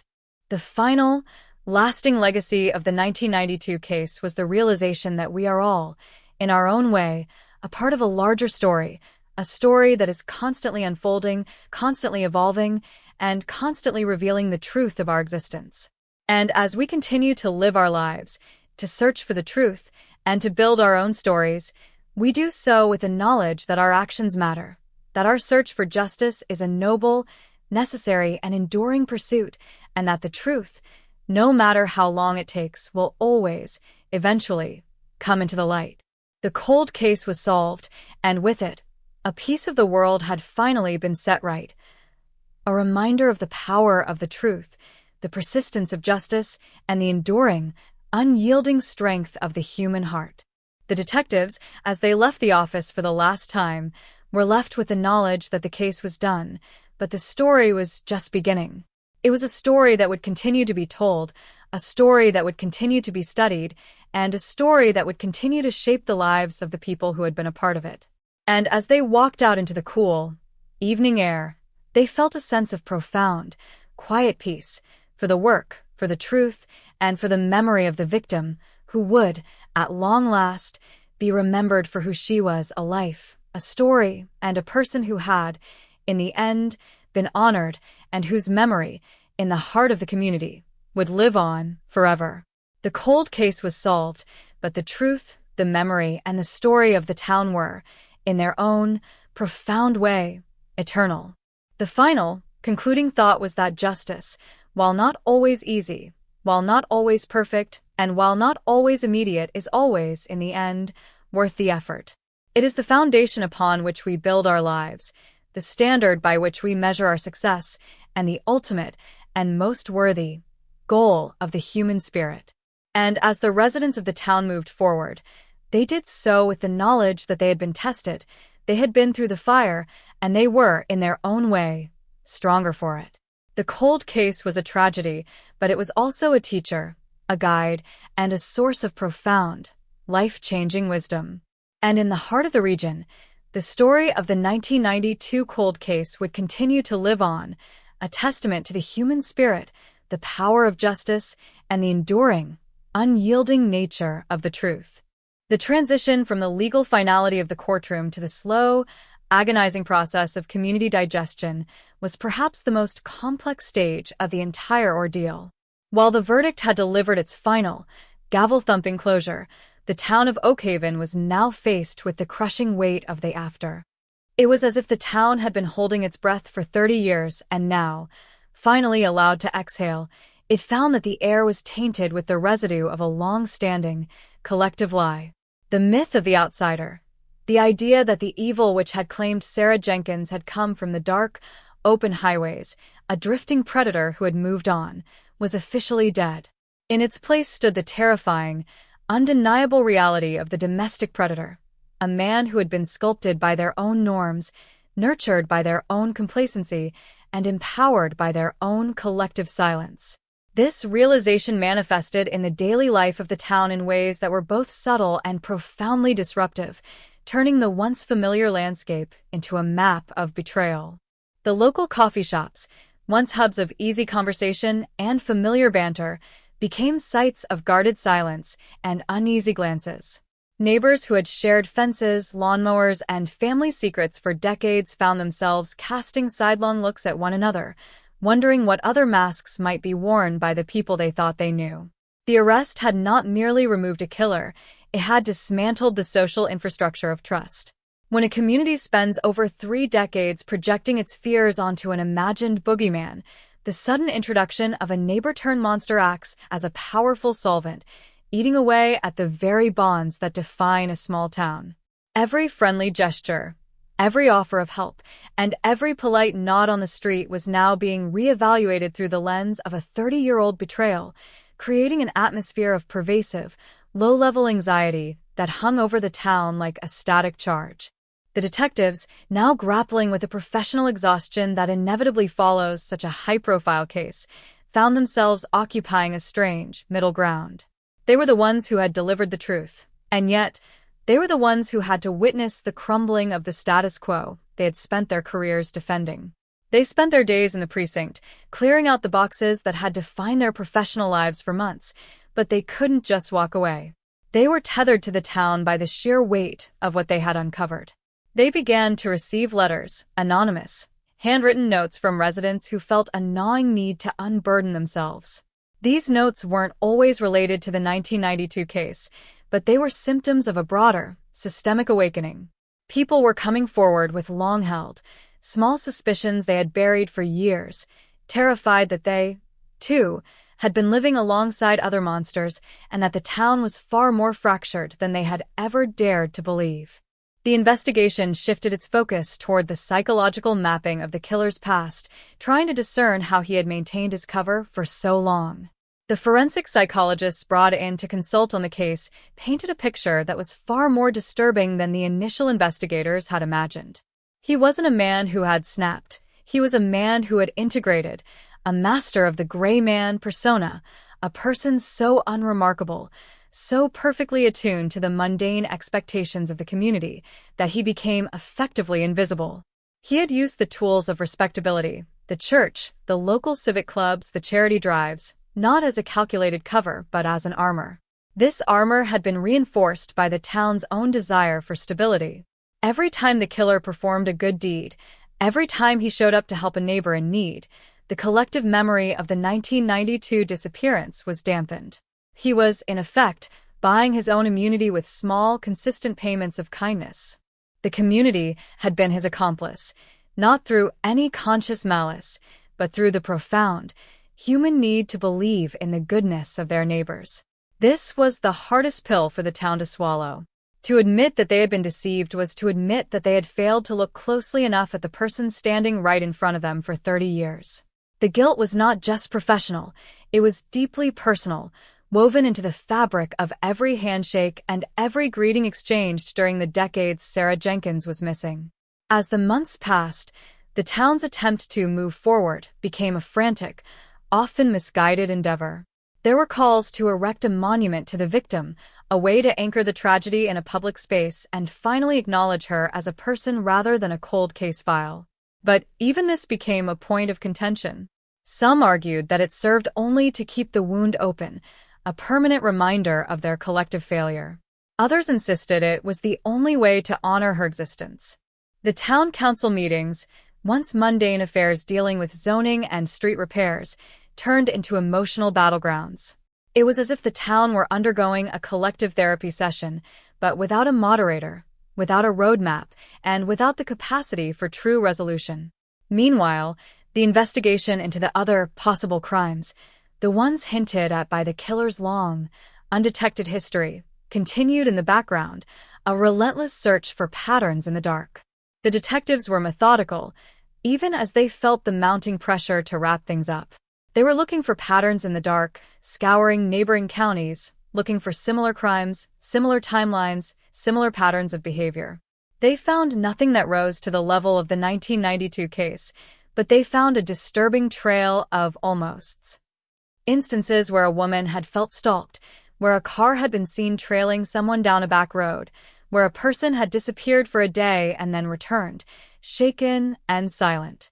These fragments of lives, once dismissed as local eccentricities or misunderstandings, were now being re-evaluated through the lens of a serial predator, causing a ripple of renewed fear. The media's involvement, which had initially been a catalyst for the discovery, now served as an amplifier for the town's growing anxiety. Journalists were still in town, prowling the edges of the community, looking for new angles, new revelations, new ways to frame the Oak Haven monster. Every time a new article was published, it reopened the wound. The families of the victim were besieged by requests for interviews, their privacy eroded by the demands of a public that treated their tragedy as a serialized drama. The tension between the need for truth and the need for peace was never reconciled. The town felt like an aquarium, with the entire world watching them, waiting for the next crack to appear in the glass, a pressure that only served to increase the sense of isolation and defensive posturing. The forensic technology that had finally cracked the case also became a subject of intense local debate. There was a sense of betrayal in the knowledge that the tools to solve the case had existed for years, but the resources had been lacking. The contrast between the slow, underfunded investigation of the 90s and the high-tech, precision-focused approach of the current era created a sense of systemic resentment. People felt that if the state had prioritized the case earlier, if they had cared more about the disappearance of a young woman from a rural town, the last 3 decades might have looked very different. This systemic anger added a layer of political complexity to the situation, as the community began to demand accountability from the very institutions that had once ignored them, leading to a statewide push for better cold case funding.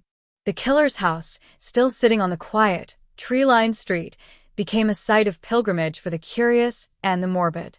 People drove by slowly, staring at the windows, trying to visualize the horror that had taken place within, or perhaps simply trying to understand how such an ordinary-looking structure could have served as a tomb for such a long, secret history.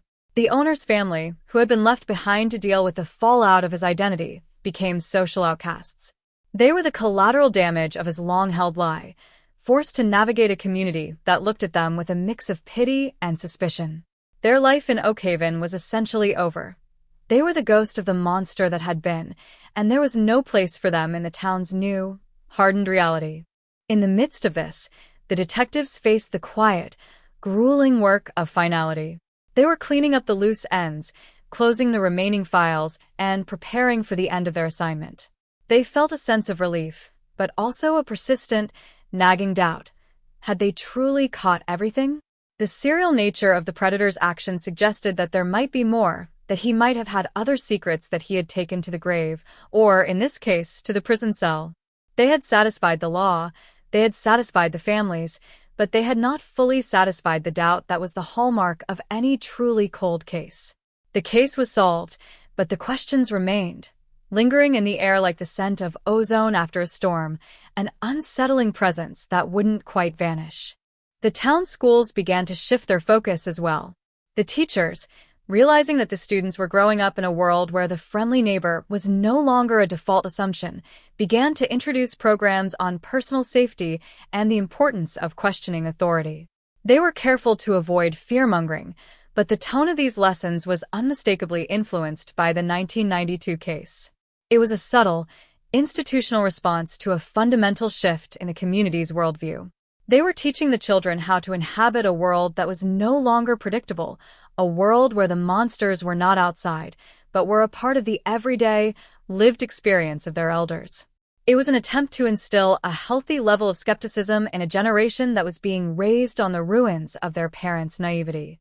The local churches, too, were grappling with the implications of the case. The sermons had changed, becoming more introspective, more focused on the presence of evil and the difficulty of finding grace in the wake of such profound betrayal. There was a new, raw honesty in the congregational life, a willingness to admit that the community had been failing itself for a long time. They talked about the importance of accountability, the need for transparency, and the necessity of confronting the darkness within their own walls. It was a difficult, painful process, but it was one that was helping to hold the town together, providing a framework for the complex emotions that were still boiling just beneath the surface, offering a space where the grief could be processed without judgment. As the investigation officially drew to a close, the lead detective took one last walk through the town. He stopped at the place where Sarah Jenkins had been seen last, a simple, nondescript intersection that had become the site of a memorial, a small, humble collection of flowers and photos. He felt the weight of the years, the weight of the search, and the weight of the truth. He realized that the case had been a turning point, a moment in the history of the town where everything changed.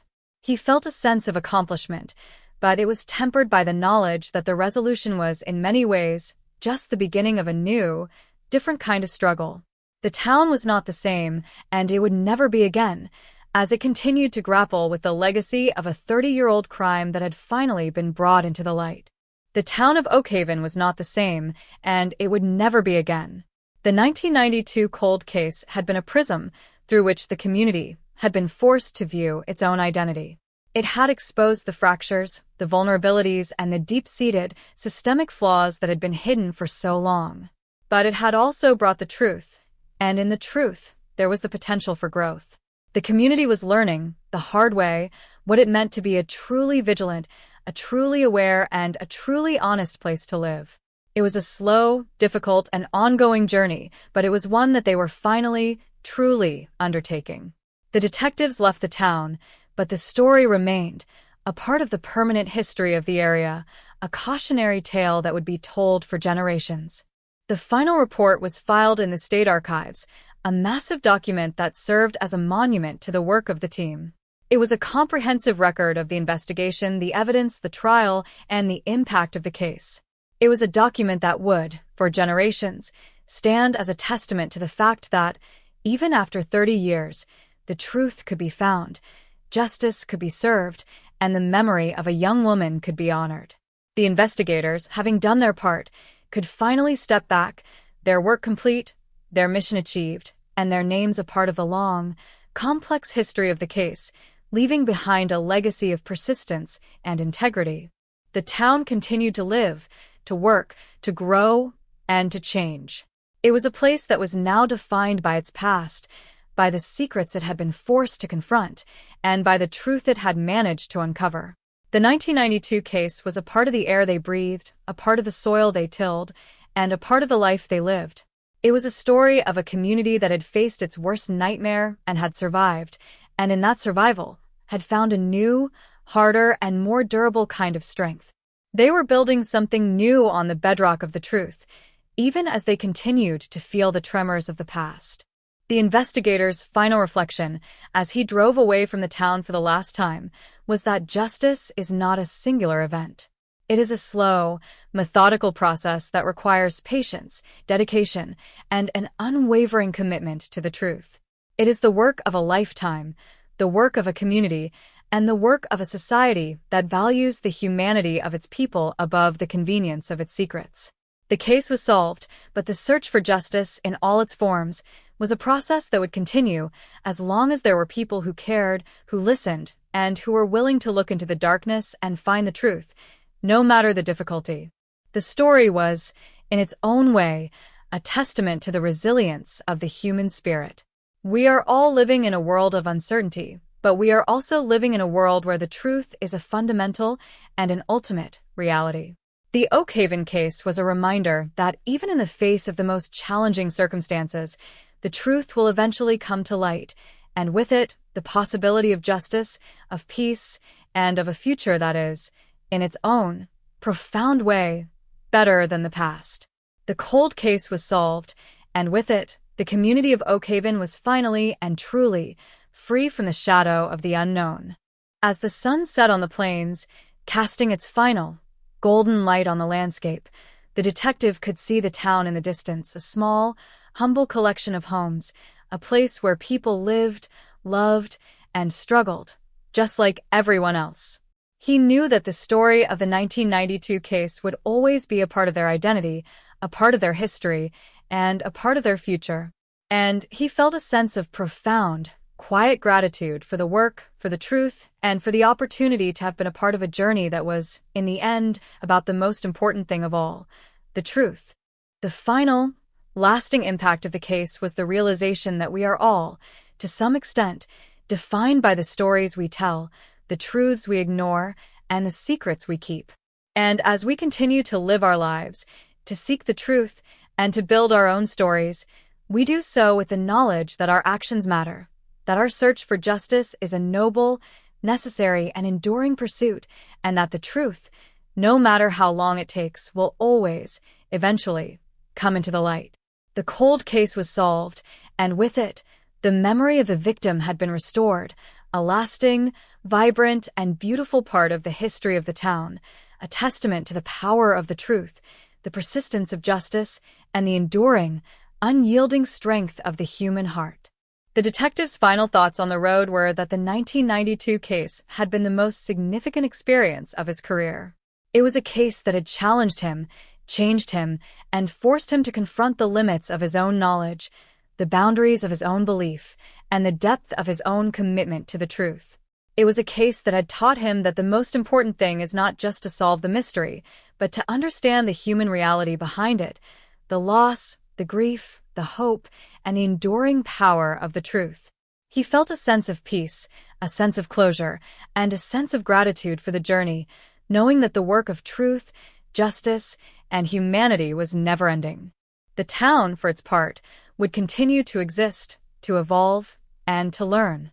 The 1992 case would become a part of its lore, a part of its culture, and a part of the way it understood itself. It would be a story that was told not with the fear of the unknown, but with the wisdom of the learned. And as the residents moved forward, they did so with the knowledge that they were part of something that was larger, more resilient, and more enduring than the tragedy that had once nearly destroyed them. They were a community that had faced its worst, and in the process, had found the best within itself, building a future on the hard-won lessons of the past. The story was, in the end, a story of the human condition. It was a story of our flaws, our strengths, our failures, and our successes. And as we continue to live, to learn, and to grow, it is a story that will continue to remind us that no matter how dark the shadows may be, there is always the potential for light, for truth, and for justice. The cold case was solved, but the story of Oakhaven was far from over, a testament to the fact that life, even in the face of the most profound loss, is a persistent, enduring, and beautiful thing, one that is worth living, worth fighting for, and worth understanding in all its complexity, its beauty, and its truth. The final reflection on the 1992 case is that the truth is the most powerful thing we have. It is the only thing that can truly set us free, the only thing that can truly bring us justice, and the only thing that can truly give us peace. And as long as we are willing to seek it, to listen to it, and to honor it, we will always have a way forward, a way to build our lives, and a way to create a world that is a little bit better, a little bit safer, and a little bit more profoundly just. The cold case was solved, and with it, the memory of the victim has been restored, a lasting, vibrant, and beautiful part of the history of the town, a testament to the power of the truth, the persistence of justice, and the enduring, unyielding strength of the human heart. The detective, now miles away from Oakhaven, felt a sense of relief as he drove into the sunset. He had done his part. He had brought the truth, he had secured the justice, and he had helped the community to move forward. He was a part of the long, complex history of the case, and he was, in his own way, a part of the future of the town. He looked at the road ahead, a path of infinite possibility, and he knew that there were other cases, other stories, and other truths waiting to be discovered.